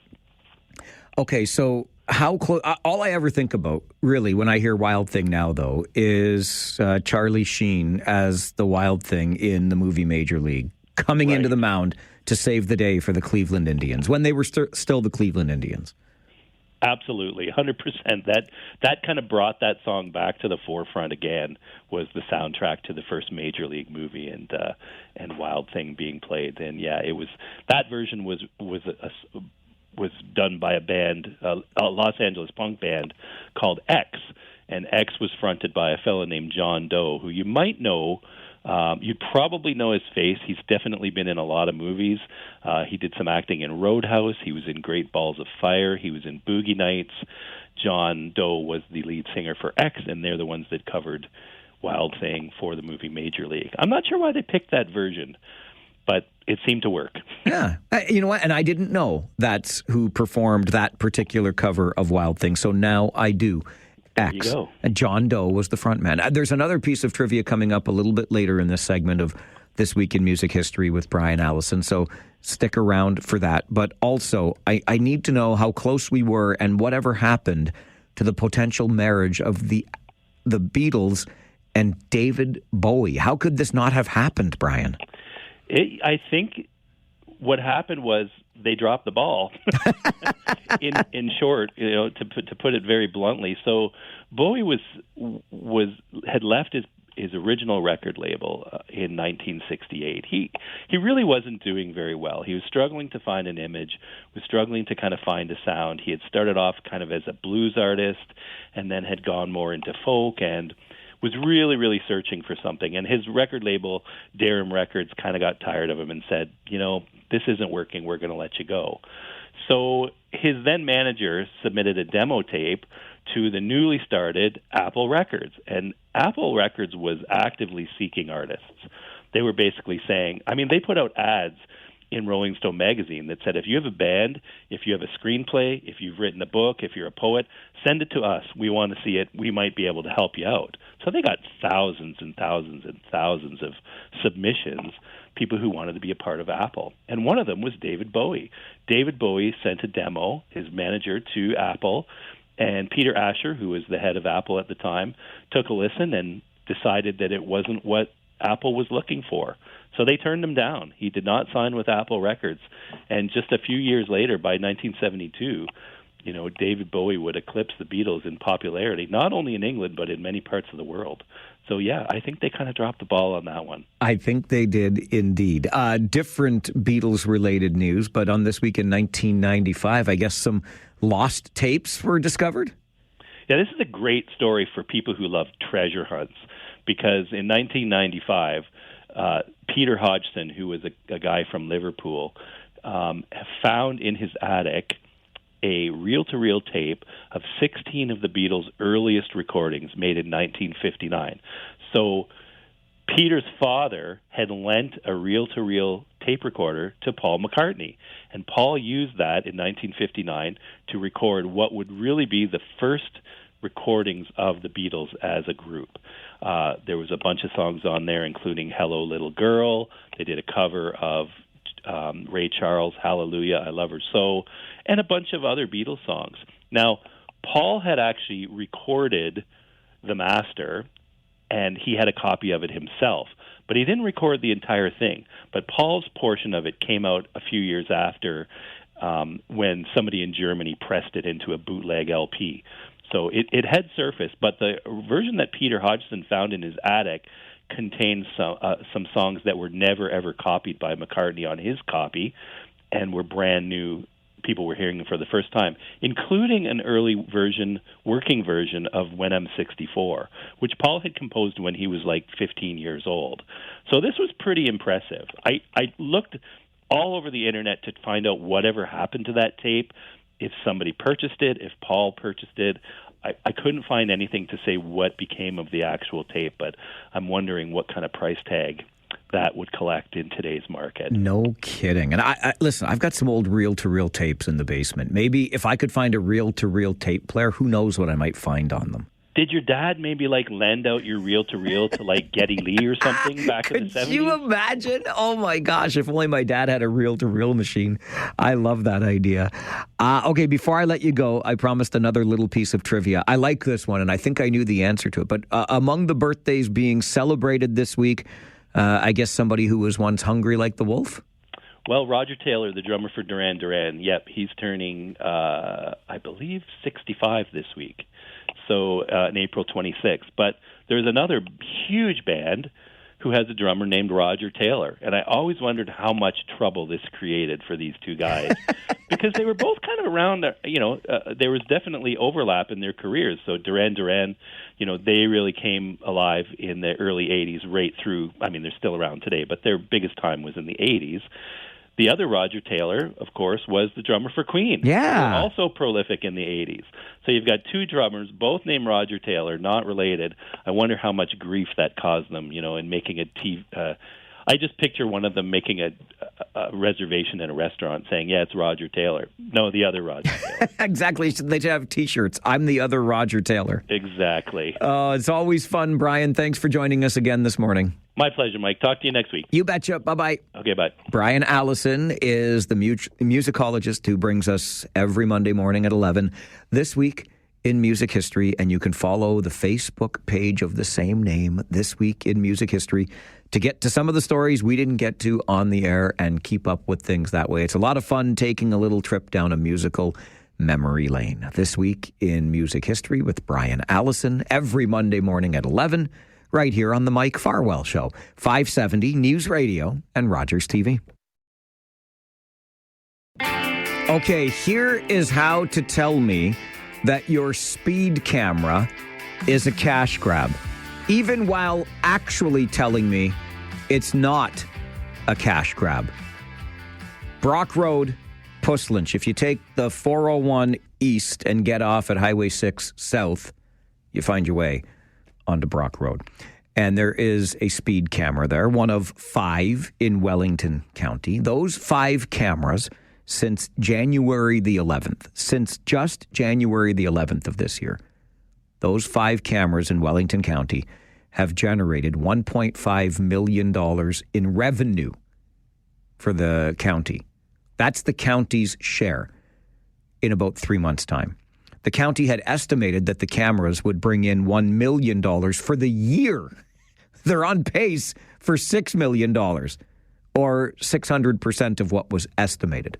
So that's not even the point, though, of it being a cash grab. You see, the township or the county shares the revenue or has to pay something to the camera provider, Global Traffic Group in Alberta. Because, of course, that company, it's got to make some money. And you can't make money if you're not grabbing cash. But the county will not say what the revenue split is. All it says is, here's how much we've gotten from the 84,000 tickets that have been issued to date. 84,000 in 3 months. But why don't we get to know the split? What does Global Traffic Group make on this? I'm very curious because they must have a vested interest, mustn't they? Also, the county will not say at what speed the cameras are calibrated. So if you're 1 over, do you get a ticket? If you're 6 over, do you get a ticket? Nobody knows. I think if you're not telling me that, you're grabbing my cash. That's how I feel about it. $1.5 million in revenue in just 3 months when the county estimated $1 million for the year. And that's just 5 itty-bitty, teeny-weeny speed cameras in Wellington County. This is the Mike Farwell Show on 570 News Radio and Rogers TV. Has anybody heard from Crazy Dave? Has anybody heard from Crazy Dave? Has anybody heard from Crazy Dave? I haven't seen hide nor shaggy head of that boy in 4 years. But you'd know him if you met him. Played harmonica like the cat lost his balls. Yep, Crazy Dave.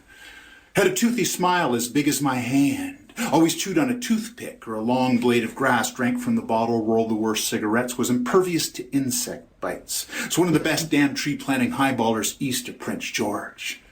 That is our friend David Drewe, who joins us every Monday morning, 11:30 for Drew's Views. David, lest you'd forgotten, is a former staffer with a member of the Conservative Party of Canada, duly elected here in the fine region of Waterloo. David has spent many a year, many a long hour in the hallowed halls of Parliament, West Block, McDonald Block. I don't know all the blocks up there, but David's there. He was in the bars eavesdropping on with reporters and stuff like that. All the good stuff. He's now the owner of Negotiating Change, Government Relations, Stakeholder Engagement Strategies. Good morning, sir. Good morning. I'm grouchy. Oh, good.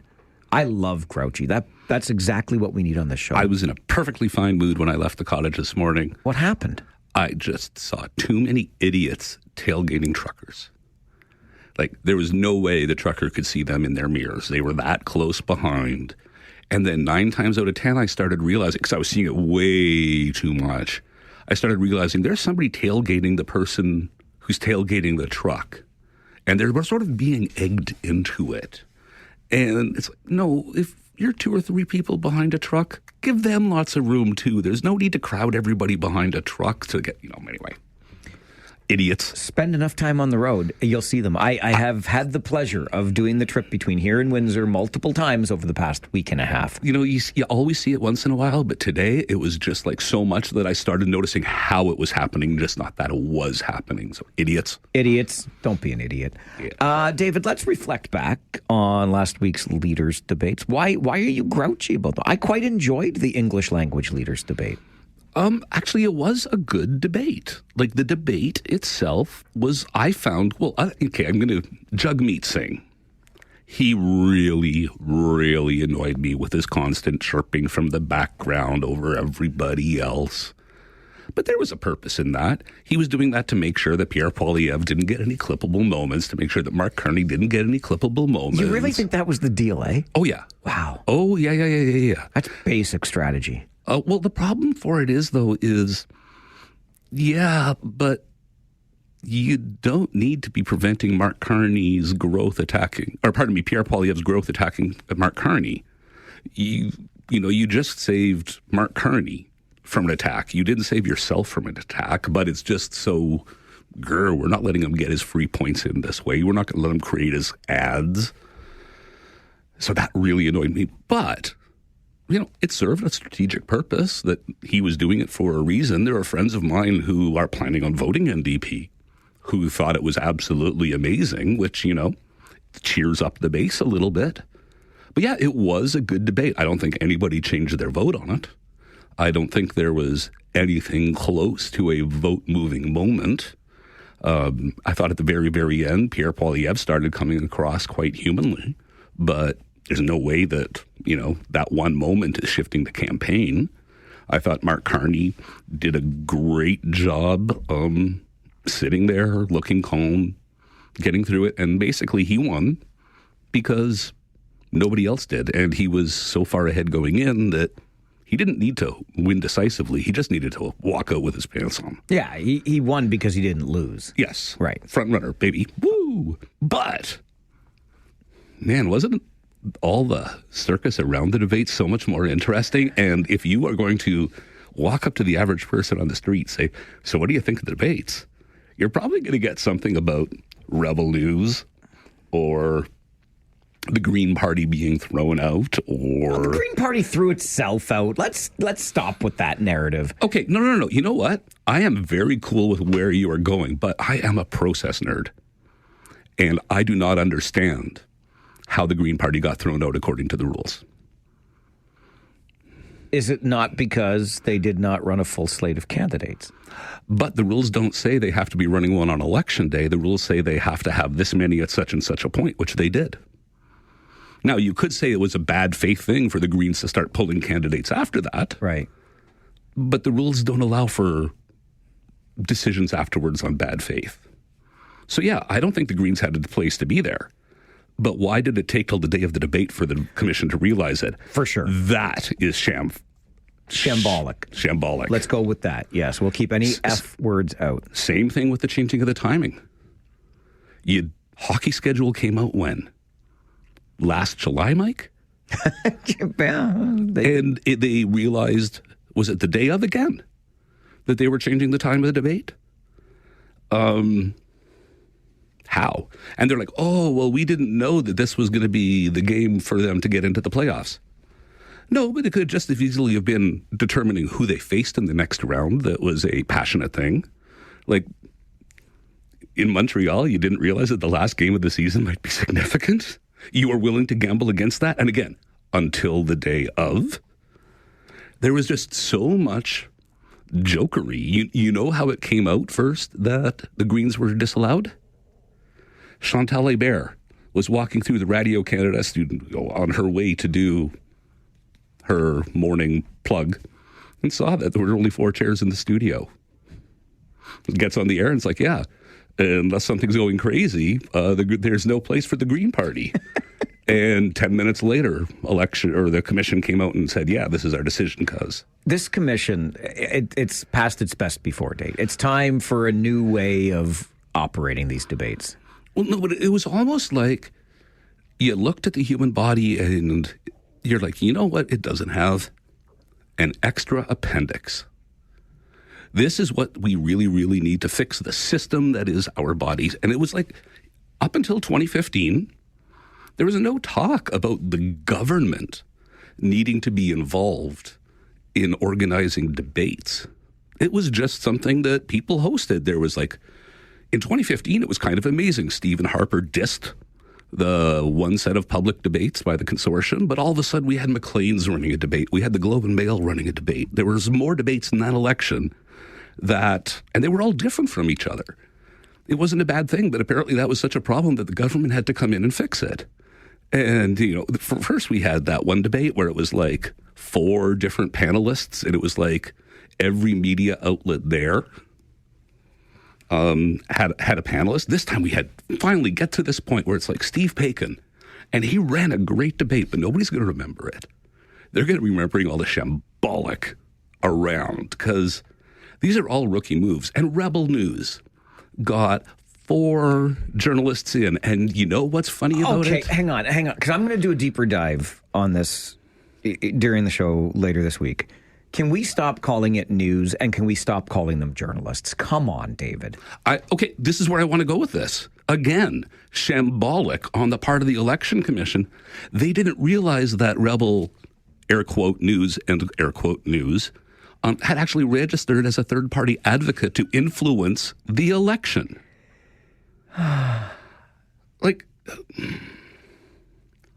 But, again, all of these things, I would so much rather we were getting mad at the CBC, well, all that would be a worst-case scenario, CTV, or Global, or some private outlet about making these decisions, than a quasi-government body saying, on the day of, we're pulling one of the participants, we're changing the time, we are, because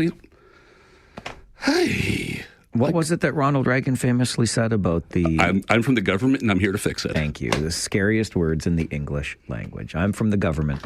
I'm here to help. Okay. You said this sounds dirty. I'll make it sound dirtier. Who is your technocrat daddy and what does he do? Mark Carney. Well, then. No, but seriously, it was Jen Gerson from The Line who first used this, and it took me a second because, automatically you just start thinking, what, technocrat daddy? Because there was the woman in Kitchener who yelled out, lead us, Big Daddy, at Mark Carney while he was here. And by the way, Kitchener has been getting news mentions on a national basis thanks to this lady, so kudos, we're on the map. That's not why we want to be on the map. I want to be on the map for GO train service. High-speed rail. Founding recycling. Okay, I can get behind that. But, so anyway, Jen Gerson, though, why are we voting for Mark Carney? Because he's exactly what we need right now. He's technocrat daddy. He gives off these calm father vibes, like, don't worry about it, we're going to take a charge. He kind of has a Ward Cleaver vibe about him. Yeah, it's a good vibe, yeah. But also, doesn't come across as partisan in any way. Every question you ask him, it's like, well, 3 points. And then he gives you 4 or 5. And it always seems to be so technocratic in his answer. He's technocrat daddy, which is exactly what Canada needs right now. We need somebody calming who's going to be making decisions based on cause and effect and intricacies rather than partisan stripe. Technocrat daddy. Well, I'll tell you. And it works. Let me tell you something about my daddy, okay? He knew how to balance a budget, and Technocrat Daddy had better figure that out if he wants my vote. I am not a fan of the platform, Dave, the costed platform. Oh, yeah, we could go there too. Okay, we won't go there right now, but we still have time. David Drewe is the owner of Negotiating Change, Government Relations, Stakeholder Engagement Strategies. He joins us every Monday morning, 11:30 for Drewe's Views here on the Mike Farwell Show, 570 News Radio and Rogers TV. Former political staffer David Drewe joins us every Monday morning, 11:30, to share his views with us on Drewe's Views. Are you encouraged, sir, by the record number of Canadians who took advantage of advanced polls this weekend? Absolutely. I have no idea what it means, but it can't be bad. I kind of feel the same. Yeah, I don't think in any way it can pretend lower overall turnout. So it's good. Yes. Does it indicate higher turnout? Maybe. Advanced polls being around a long weekend. You know, my father-in-law was able to vote on Good Friday after he went to the Y. That's kind of convenient. I'm going to be voting today on a holiday sort of Monday. Convenient. And there's just all these, they've made it so much easier from election to election to vote in advance that, you know, it could just be that people are getting used to the idea of I can vote in advance and just doing it. I can vote at a returning office anytime I want and just do it. Or it could be that there's a certain demographic that came out that favors one party or another, or one party had a really, really good, I shouldn't say it that way. It's possible that parties had really, really good get-out-the-vote operations. You know, if we were to look at this as the provincial example, let's say, it's very, very possible that Catherine Fife would have had an absolutely great get-out-the-vote operation in Waterloo, but the Conservatives had nothing there. Whereas in Kitchener-Conestoga, Mike Harris had a great get-out-the-vote operation, but the NDP had very little. Just, if you are heavily investing in where your voters are, you are really concentrating that get out the vote. And it could just be that, you know, the NDP, they're looking at 5 seats. You can really focus resources on 5 seats if you need to. Yeah, that's a very good point. Okay. The rhetorical ask of, are you asking the blue team or the red team? I couldn't quite understand your note. Which team are you asking the orange team? I'm asking the blue team. You're asking the Conservatives to define success. How would you define success for Pierre Poilievre's team? Well, that's what I want them to decide. Okay. Because we are getting very close to an election loss. And I say we as somebody who tends to lean a bit blue. What are we defining as success? Because we know the NDP, you know, they're going to come out with 5 seats. Jagmeet Singh loses his seats, and they're going to call it a win somehow because they stopped Pierre Poilievre, let's say. You know, they're declaring victory no matter what happens. But for the Conservatives, right now, they are looking at 151 seats as a ceiling. The Liberals are looking at 163 as a floor. So in other words, the Conservatives' best possible result, according to CBC Poll Watcher, is worse than the Liberals' worst possible result. So what if they get 15 more seats than the ceiling that the CBC is predicting right now? Is that a success? I don't know. But I'm just trying to think. Corey Tenike has come out and said, you know, blowing a 25-point lead in 6 weeks is a failure of historic proportions. How do you put lipstick on this pig? And you have to set those expectations in advance. And I have really no idea what the Conservatives do to say, and I say this because, you know, it's one of those questions, and I'm actually going into the meta of it a little bit, but it's one of those, geez, if it was the exact situation opposite, I might be having a little bit more glee in my voice where I'm like, so yeah, how do the Liberals call this one a success? But literally, you have to start thinking about what comes next. Is it worth trying to call this a success in any way? And if not, but the leader has to call it a success. So let's look at it this way. Is there a 100%? But is there a chance that we're going to lose every leader from the federal major parties in 2025? We've already lost one. Jagmeet Singh after the election, Elizabeth May after the election, Yves-François Blanchet after the election, Pierre Poilievre? It gets sort of interesting. And is it going to be about the fact that he got the vote to historically high levels? Or is it going to be the fact that he blew a 25-point lead? Who knows? But they've got to decide this in advance. And there's a lot of people out there talking right now that the reason Pierre Poilievre is not tacking so far towards the center as he needs to win the votes is that might be a mug's game, and it might get him a seat or two more, but it won't get him government or a minority. Whereas the approach he's taking right now, when he goes through the leadership review afterwards, he'll have the faithful behind him because he lost the right way, so to speak. Exactly. I hear exactly where you're coming from on that. Okay. You do not trust Mark Carney when he talks about pipelines. Why not? Well, he says he got the premiers to agree on interprovincial trade, and, Ontario came out with an agreement with, I think it was Nova Scotia today. We're getting there, small pieces, but it's not like he changed the world on that, but he got the agreement. And that's how we know he can get our First Nations to agree to pipelines. Sorry, there's got to be a little bit more to it than that if you say you're going to undo the past 50 years of history. The only way we've got pipelines built in this country has been so far by kind of treading on the treaty rights that we're only becoming really, really aware of. There's a reason only the government could get the last pipeline built. I do not know that Mark Carney's new technocrat personality is going to change how these people feel about pipelines going through their territory. So I'm sorry, he can say that he's going to get it done because he got it done with the premiers and now he'll get it done with the Indigenous leaders, but I'm sorry, I do not believe that. I heard that from Justin Trudeau, We're going to get the communities because only they can grant social license. And they're like, okay, so we don't have to though. Boom. There's no reason this is going to change. Unless you are willing to put some elbow grease into it. But he's also come out and said, no, he's going to give them the vetoes if they need. So it's both sides of your mouth. Sorry. Interesting times. Okay, real quick, quick. Has there been an interesting, memorable moment in this campaign yet? From the parties, no. Yeah, it's boring, isn't it? Yeah. Yeah. The most interesting thing was the rebel scrum after that first debate. And yeah, again, let's go back to that debate commission for a second. Line up for questions. So Rebel had 4 people in there, and they started lining up 3 hours before the debate started for the post-debate scrum. No, but again, do you blame them for gaming the system? No. But who sets up rules like that? The debate commission. Exactly, because that's what government does. They make things better. So much better. So much better. David Drewe owns Negotiating Change, Government Relations, Stakeholder Engagement Strategies. He joins us every Monday morning, 11:30 for Drew's Views. Always fun, my friend. Thank you. Thank you for having me again. I'm glad I haven't got you canceled. Not yet. This is the Mike Farwell Show, 570 News Radio and Rogers TV.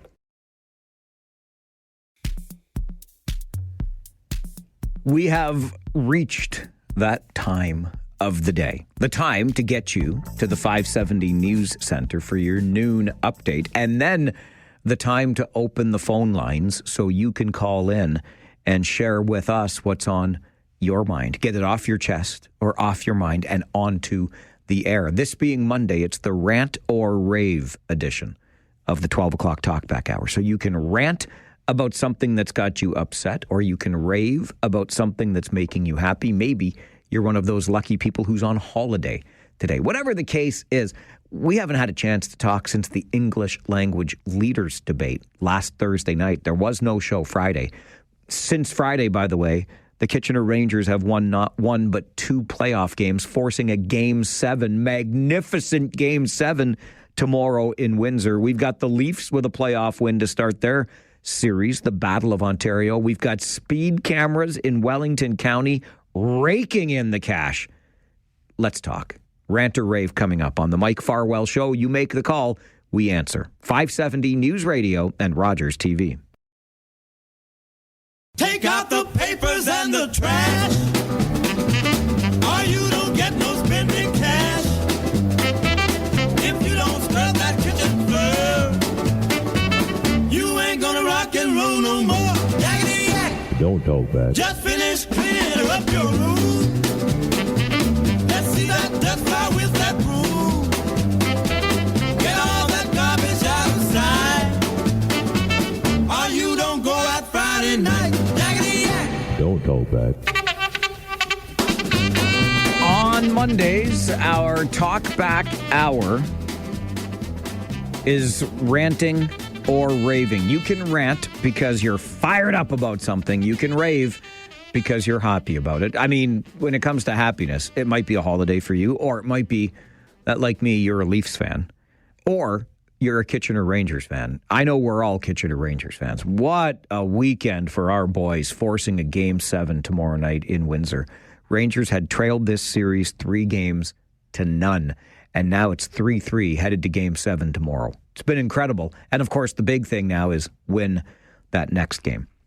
Sports aside, though, some stuff going on locally that's got me all kinds of fired up today. One is, like, I am seriously over it when it comes to these ridiculous, unnecessary signs that are all over the ding-dang place. You're at a corner, and the sign tells you that a certain speed zone ends. You could cross the street and get to the other side, and it not like the chicken crossing the road, but you get to the other side, and then it tells you that the speed zone begins again. But the one that I saw on the weekend, and I've posted the picture to our Facebook page, so you can find it there. Just look for the Mike Farwell Show on Facebook. I'm at a corner, a T intersection. The sign says maximum 40 area ends, and when I turn onto the street, because I have to turn, I'm at the T, it's a maximum 40. Like, there is absolutely no reason that the maximum 40 area ends sign has to be there, because it doesn't end. I turn onto a street that is also maximum 40. I want to know, like, who sits in a room and comes up with this, and how much money is it costing us? Hundreds of thousands of dollars. I promise it's hundreds of thousands of dollars. That is a waste of our ding-dang money. I am furious about it. I know it's a nit that I'm picking, but it's absolute waste. Absolute waste. No two ways about it. Government wasting our money. And how about those speed cameras in Wellington County? 5 cameras, 3 months. 84,000 tickets. 84,000 tickets. What are we, about 28,000 tickets a month? A month? And $1.5 million in revenue generated by those 5 cameras. 5 cameras in Wellington County. The county estimated they would get revenue of $1 million for the entire year. They've already got $1.5 million in 3 months. Come on with your coming on. What a cash grab it is. Let's get to the phones. Hear from you. Rant or rave. Andre, you start, please. I got a rant and a rave. Okay. My rant is about the election. This one's so important, and that's why I listen to your show and the other show, and, trying to hear different opinion. But the thing is, Mike is like you, walk the dog and go different barbecue, right? Cold beer, free beer is the best. But so I like hearing other people's opinion, and what confuses me is that the people are very scared. They're very aggressive about the election. And you know what? And I tell them, I was like, well, okay, are you going to vote? Like, hell no. I say, well, why are you like that if you're not going to vote?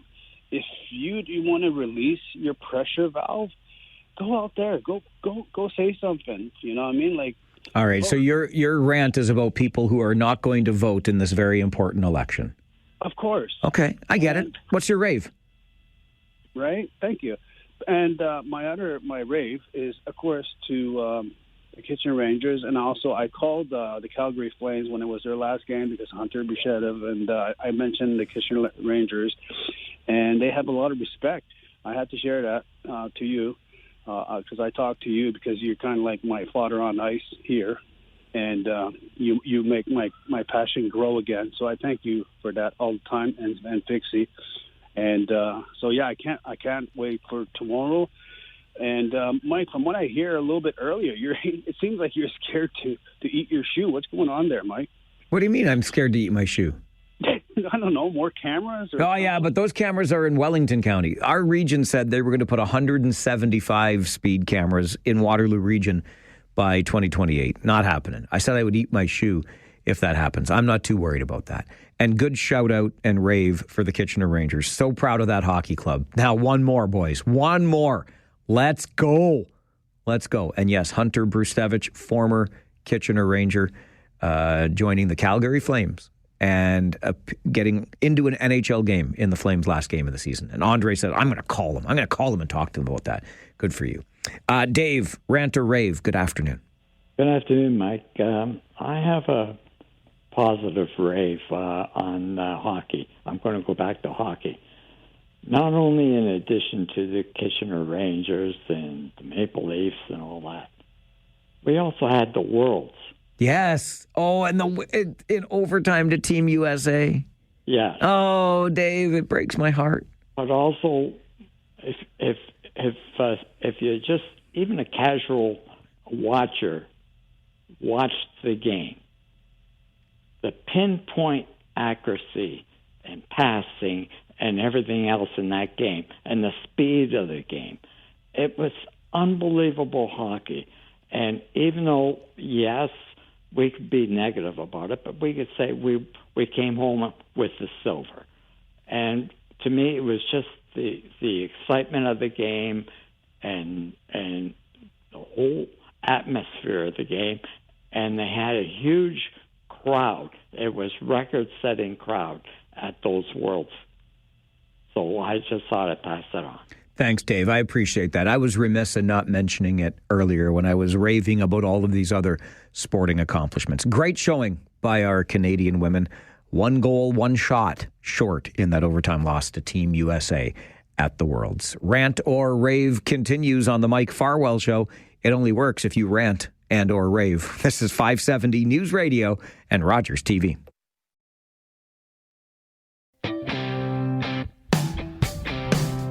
Let's get right back to the phones on this Monday Talkback Hour. Rant or rave. Kyle is next. Good afternoon, Kyle. Good afternoon. Sorry again for yesterday about the comment there. I felt bad. You have nothing to be sorry about. I never would have thought for a second that the sound that you were hearing on the Rangers broadcast could have been construed as Fixie and I banging our hands on the desk and cheering. I just wanted to make clear that we weren't doing that. The sound you heard was people banging on the glass because that's where our microphones are. And now that I know that, it's just even more exciting. It was very exciting, yeah. And I was also a little subdued just because I came down with the colds and stuff. So I was like, you know what? Maybe I should just calm down a little bit so I don't get more sick. But I just want to talk about the federal election or the debate quickly here. I thought it was very, very well. Except for, I agree with you guys. I think Singh was it just annoyed me how many times he interrupted. I thought, you know what? I know people are going to probably hate me for this comment. I thought Yves Francois Blanchet did very well as well. I thought he was very well-spoken, calm, and, he brought both of them accountable, and I think that's what we kind of need. And, I would like, obviously, Pierre Poilievre to win, but I think I would love to have the Bloc Québécois as a official opposition. I know it's like, wishing for a star that you're never going to see, but I really wish that we could see the Bloc Québécois as a official opposition, because I think maybe that's what we need also as changes, having them as the, but... Don't you think that would make the opposition be the party that wants to leave the country, though? Like, that'd be like... That'd be like Alberta, like Danielle Smith with Alberta right now. We're going to leave the Federation. Quebec wants to bugger off, too. But it doesn't sound like that the way that he's been talking, at least. Like, it doesn't sound like they don't sound like the old Bloc Québécois that they used to be. Okay. They sound more centered to me, and I understand maybe that's still in their background that they do want to leave Canada, but I understand he was saying Quebec, Quebec, Quebec, Quebec, Quebec. But it seemed more that it wasn't just about Quebec, but it was about all of Canadians. And maybe I don't know, maybe I took the drinking game a little too far, and maybe I thought it was something else. But that's all I got to say. So thanks a lot, Mike. I appreciate it. All right, Kyle, thanks for the call. I think it's a pretty easy job for Yves-Francois Blanchet at the leaders' debates, because all you have to do is Quebec, Quebec, Quebec, Quebec, Quebec, keep pounding that drum. But I also find Mr. Blanchet rather amusing. So Kyle would like to see him as the official opposition. Mike, what about you? Rant or rave today? I got a rave and a rant. Okay. So my rave is for the Elections Canada workers at the Kincardine Curling Club. I had a little problem with my voter registration card, wrong address and everything on it. And they really helped me out, and they got me to vote early and all that other good stuff. And they were very friendly and professional and everything else doing that, helping me out there. The assistant returning officer. My rant is about the Conservative Party. Mike, I've been a Conservative Party member for the past 25 years. I'm a red Tory, and this time I did not vote for the Conservative Party, and mainly because of what has been happening the past few days. One, we seem to focus on things like plastic bans and one-use plastics, CBC funding, and all this other stuff, while we have real serious problems. And for the first time in a long time, I did not vote Conservative. And Michael, I got revenge on my friend up here. I took down his Toronto Maple Leaf flag while he was on vacation, and I put up the flag of the team that shall be nameless because he lost a bet to me that someone would make the playoffs. Anyways, I'm not going to mention that team. Talk to you later. Bye-bye. Thank you, Mike. I appreciate you not mentioning that team. And good revenge right there. A dish best served cold. He may have forgotten he made the bet, and now he's paying the price for it. Go Leafs, go is all I can say to that. Jody, good afternoon. Hi, Mike. How are you today? I'm fine, thank you. How are you? Happy Easter. I'm okay. Good. I'm okay. Good. I just want to say that we're all getting older. We're not getting any younger. And I think everybody should just make some new memories and, stop worrying about the negative stuff so much and start thinking good things. All right, Jody. Great piece of advice. I've been thinking good things all weekend because my Kitchener Rangers keep on winning hockey games. And I'm so excited for them, and I'm so excited for Game 7 tomorrow night. If you can't be there in Windsor, you should be right here on 570 News Radio. Pre-game coverage with Paul Fixter and I will get underway at 6:30. And Jody is so right. We're not getting any younger. We're getting older every day. I was reminded of that yesterday. Beautiful sunny day. Before I went to the rink, took the time to get some yard work done. Couple hours, not a big deal, right? Well, when you're my age, that turns into a big deal all of a sudden. I don't know how that happened. That doing some yard work for a couple of hours tires you right out and leaves your muscles a little sore, but here we are. Rant or Rave continues on the Mike Farwell Show this afternoon. This is 570 News Radio and Rogers TV.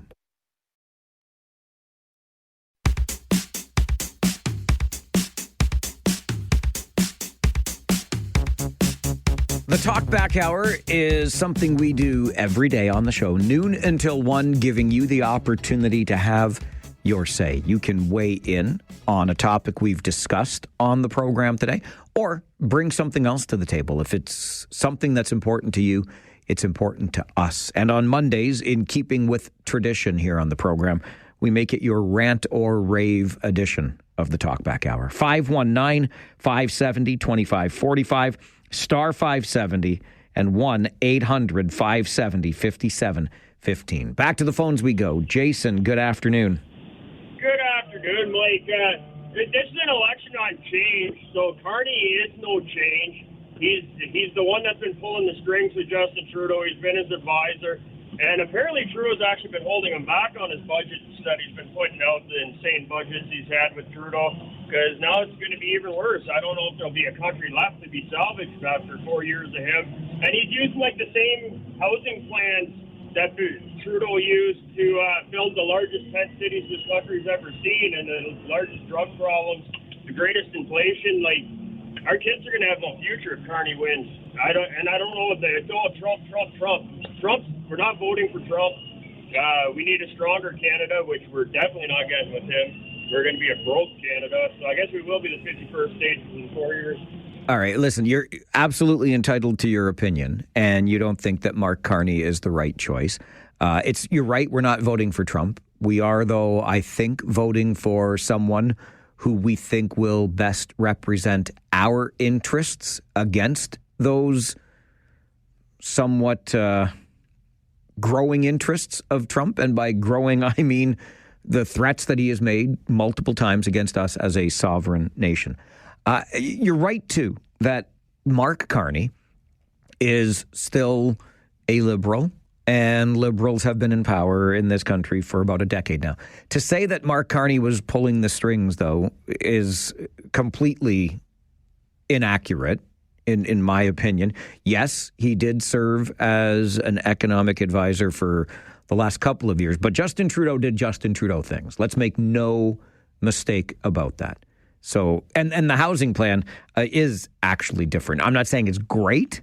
I think the Mark Carney / federal liberal housing plan is a little bit too, it runs a little bit too much interference. I think that we can get out of the way and let the private sector and municipal governments figure things out a little bit better.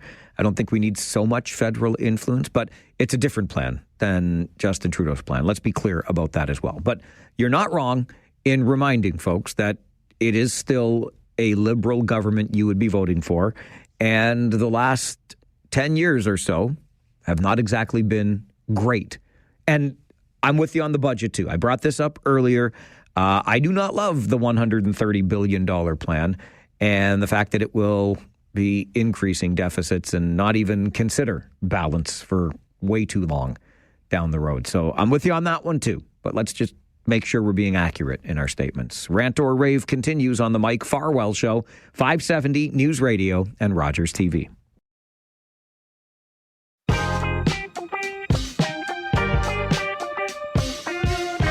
Every day from noon until 1, we open the phone lines so we can hear from you. Love to hear your thoughts on the issues we've talked about or anything else that is affecting your day-to-day life. Let's get right back to the phones. Andrew, good afternoon. Good morning for me. Good morning for you. It's been a long time since I've heard from you. I hope you're well. Yeah, I am. Good. So I heard speed cameras. I got triggered. Well, you and me both. I don't know if you know, in Alberta, until recently, we had speed cameras. Not only speed cameras, we had the cars parked on the side of the road and taking pictures, especially coming in from Banff on Highway 1. It goes from 100 to 80. So people are not paying attention. That was a cash cow for them. So recently, they stopped with the speed cameras everywhere. The only place you're allowed to have a speed camera is in construction zones and school zones. Guess how much money they're losing already? Losing? Losing. The city is losing around $20 million so far since they stopped. So tell me that's not a cash cow for the city. I couldn't agree more. What we're seeing in Wellington County right now is absolutely indicative of it being a cash cow. Yeah, it's not for safety. A long time ago, I heard a story on the radio of a guy called in and said, I got a speeding ticket for driving home at nighttime. He said, but I was drunk. If that was a cop and pulled me over, it would have been a different story. So if you see people speeding, pull them over because you don't know what they're really doing behind the wheel. All right, Andrew. Go out and vote, please. And also a great piece of advice. Get out and vote. Look, we do need to do a better job of managing our speed and our behaviors on the road. There is no question about that. But the presence of these speed cameras in so many areas, it's all about taking our money out. It's not, you know what? I'd feel better about it if it was just a ticket for speeding. You exceeded the speed limit. Here's this or that. The associated fees that are associated with these tickets, including the victim surcharge and I don't know, the other nonsense that gets, I've had people share with me what the ticket says, and there's all kinds of different charges and fees along with the actual speeding fine. This is where I'm going to talk about Wellington County, $1.5 million in revenue in 3 months. They estimated they would collect $1 million in revenue for the year. However, the other thing is this company that supplies the camera out of Alberta, where Andrew just called from, gets money. I mean, they don't provide the technology for free. So what portion of the ticket goes to line those pockets? I'm very curious about that. And the county of Wellington won't share that information. I'm having trouble. I'm having trouble with this all over the place. It sounds like a little bit of a cottage industry right now. Don't forget, here in the region, more than 30 people, I think the number's 34, are going to be hired just to manage, to administrate our system of photo radar. So what happens when people are slowing down, the photo radar cameras are no longer generating the same revenue? How are we paying those people? Because this is supposed to be revenue neutral, right? All of a sudden, we might be paying 34 employees of our regional government, which usually provides a decent wage and decent benefits that comes out of our pocket as taxpayers, for work that, doesn't need to be done anymore? I have so many questions. I have so many questions about speed cameras. None of them paint the cameras in a nice light at all. Tom, you're on Rant or Rave. Good afternoon. Hi, how are you? I'm fine. The cameras are okay if they put big signs in front, big signs so people can read and say there's a speed camera. I mean, your purpose is to not speed at this, but if you don't put the signs and people don't see them, you're going to go through and collect the money. Well, I still think that is what I'm saying. But the sign can be there. But you know what? If you're ticketing people in a school zone at 10 o'clock at night or on a weekend, that's not fair. No, it isn't. Okay. And, well, then the sign won't matter, will it? It would, because if you see it, you're going to slow down. And this is the whole purpose of the thing. And I'm glad the Leafs won. So take care. Okay, thanks, Tom. I'm glad the Leafs won, too. I was very happy about that. But honestly, I was not as happy. And I'm a big Leafs fan. I'm a lifelong Leafs fan. But I was even happier for my Kitchener Rangers yesterday. I cannot believe what these kids have pulled off. I really can't. That was a great night at the Memorial Auditorium last night. And I am looking so forward to Game 7 tomorrow. Big night for our Rangers. Can they come all the way back and become just the 6th team in OHL history to ever come back from a 3-0 deficit to win a series? That we will find out tomorrow. Paul, you're on the Talkback Hour. Rant or Rave. Good afternoon. Hi. So I'm a huge fan, by the way, and go Leafs go. I want to back up a little bit and go with something you said about an hour ago about signs that are posted. I have one at the end of my street, and it's literally about 100 yards from the stop sign that comes to a T, and it says reduced to 40 kilometers. Now, how crazy is that? It's Paul, preach, brother. Preach. I am so annoyed by these signs. I just can't believe it. They're everywhere, though. Really? Honestly, I was walking... I'm sorry, I'm cutting you off. No, I'm sorry. I was just going to say, I was walking the dog one day, and I saw the exact same thing that you're talking about. It was a maximum 30 ends, and it was maybe 10 meters from the corner. And I thought, this is ridiculous. So I brought it up on the show, and you would not believe the number of people who have sent pictures to me and complained about the same thing. These signs are everywhere. I know. Well, I want to go take a picture of this one. And one more point I want to make is something you made, is you want to make somebody accountable for this and find out what's going on here.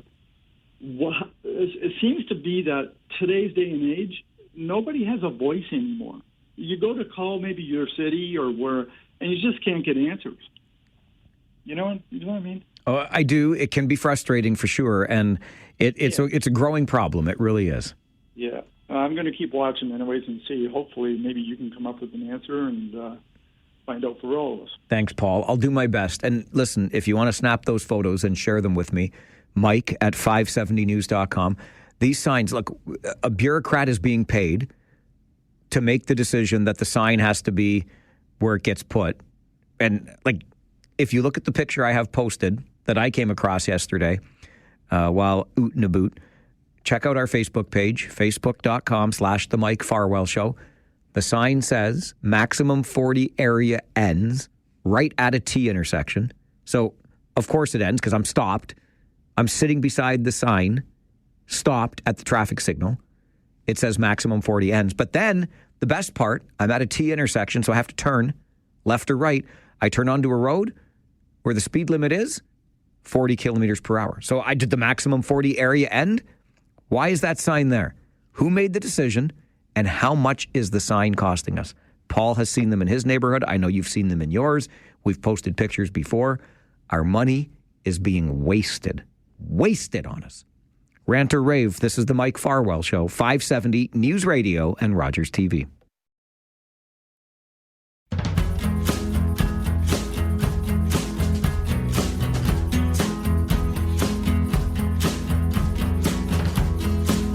The Talkback Hour is your chance to have your say. 519-570-2545, star 570, and 1-800-570-5715. Let's get back to the phones. Mark, good afternoon.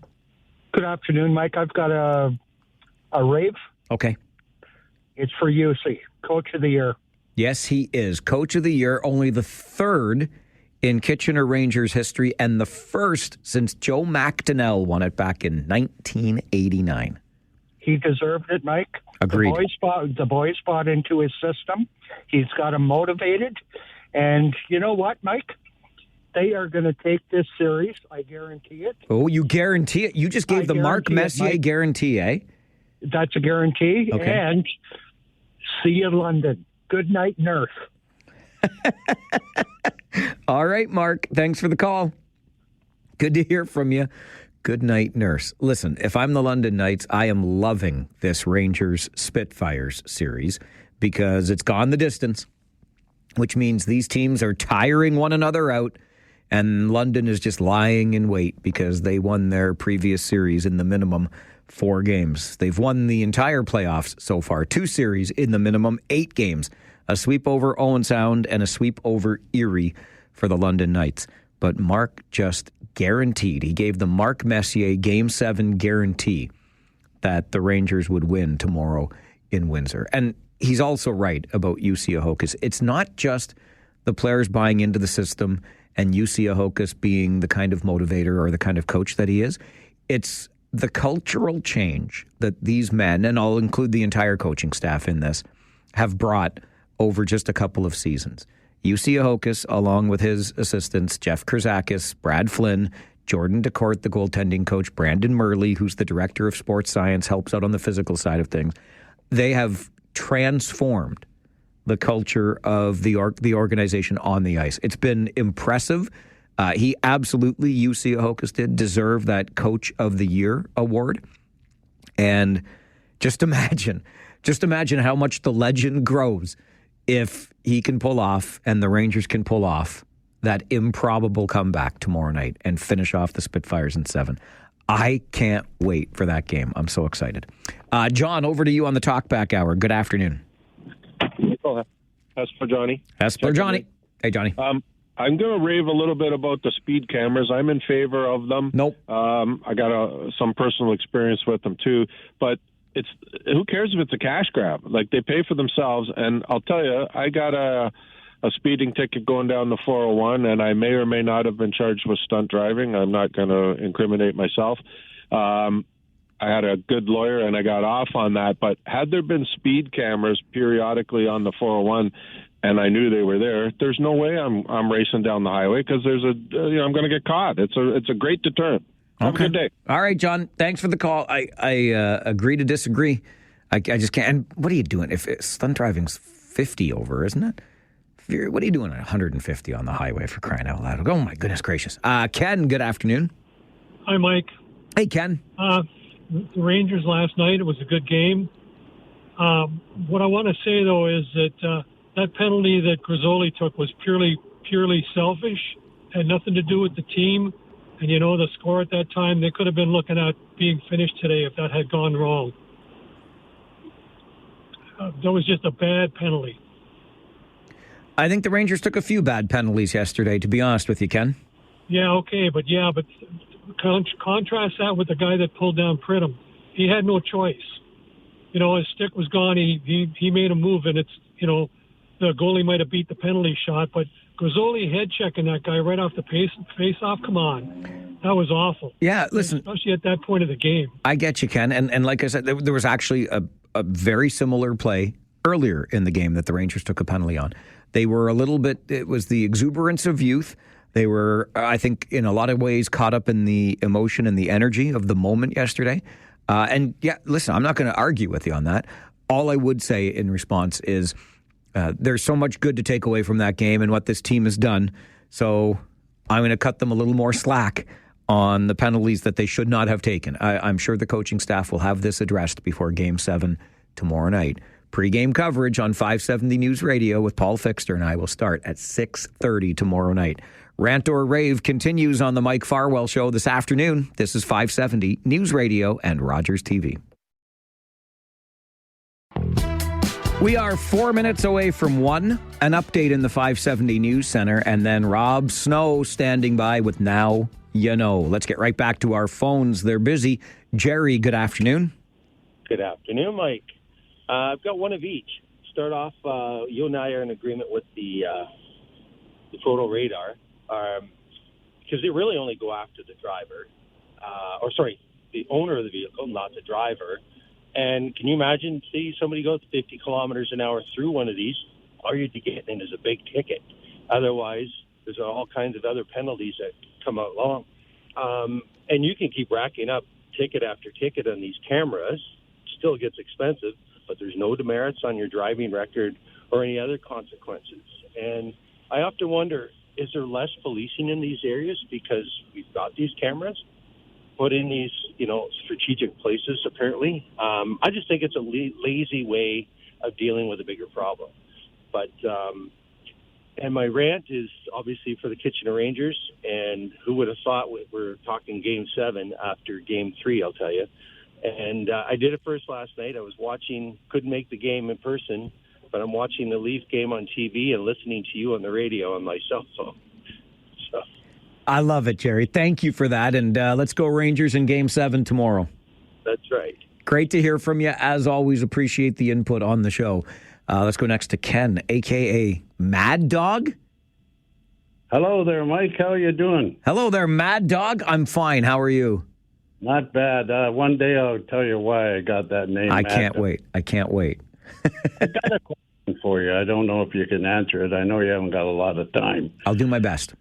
Okay. You know when after the trade deadline, when the hockey's finished doing the trade deadline, prior to that, are you allowed, because of the cap situation, this is the question, if another player on a team said, look, I'm going to take we'll say a $500,000 hit in my salary, and then the next guy does the same thing, is that legal to reduce the cap? I don't believe so, Ken. I think that's something that would have to be worked out if the team maybe making the trade maintains some of the salary, so the team acquiring the player can keep them at less under the cap because they're not paying the full salary, something like that. But other than that, I don't think the player can just say, I'll take less unless they work out a new contract. Yeah, and I just thought if they took less, then that money could go towards the player that they want to pick up. Yeah, it's a good question, and I wish I knew the ins and outs of the collective bargaining agreement in the National Hockey League, but I don't. Listen, if there was a way to circumvent the cap and take advantage of a loophole like that, believe you me, teams would have taken advantage of it by now. I promise you that. All right, just like that, we're out of time. I already promised you that Rob Snow and Now You Know is coming up just after this update from the 570 News Center, and they'll take you through until 3 this afternoon. I'm going to spend the rest of the day getting ready for tomorrow's big game. I'll be back, though, tomorrow morning at 9. We'll have more conversation then, okay? Jen Tan has been our board operator on the show today. My name is Mike Farwell. Bye for now.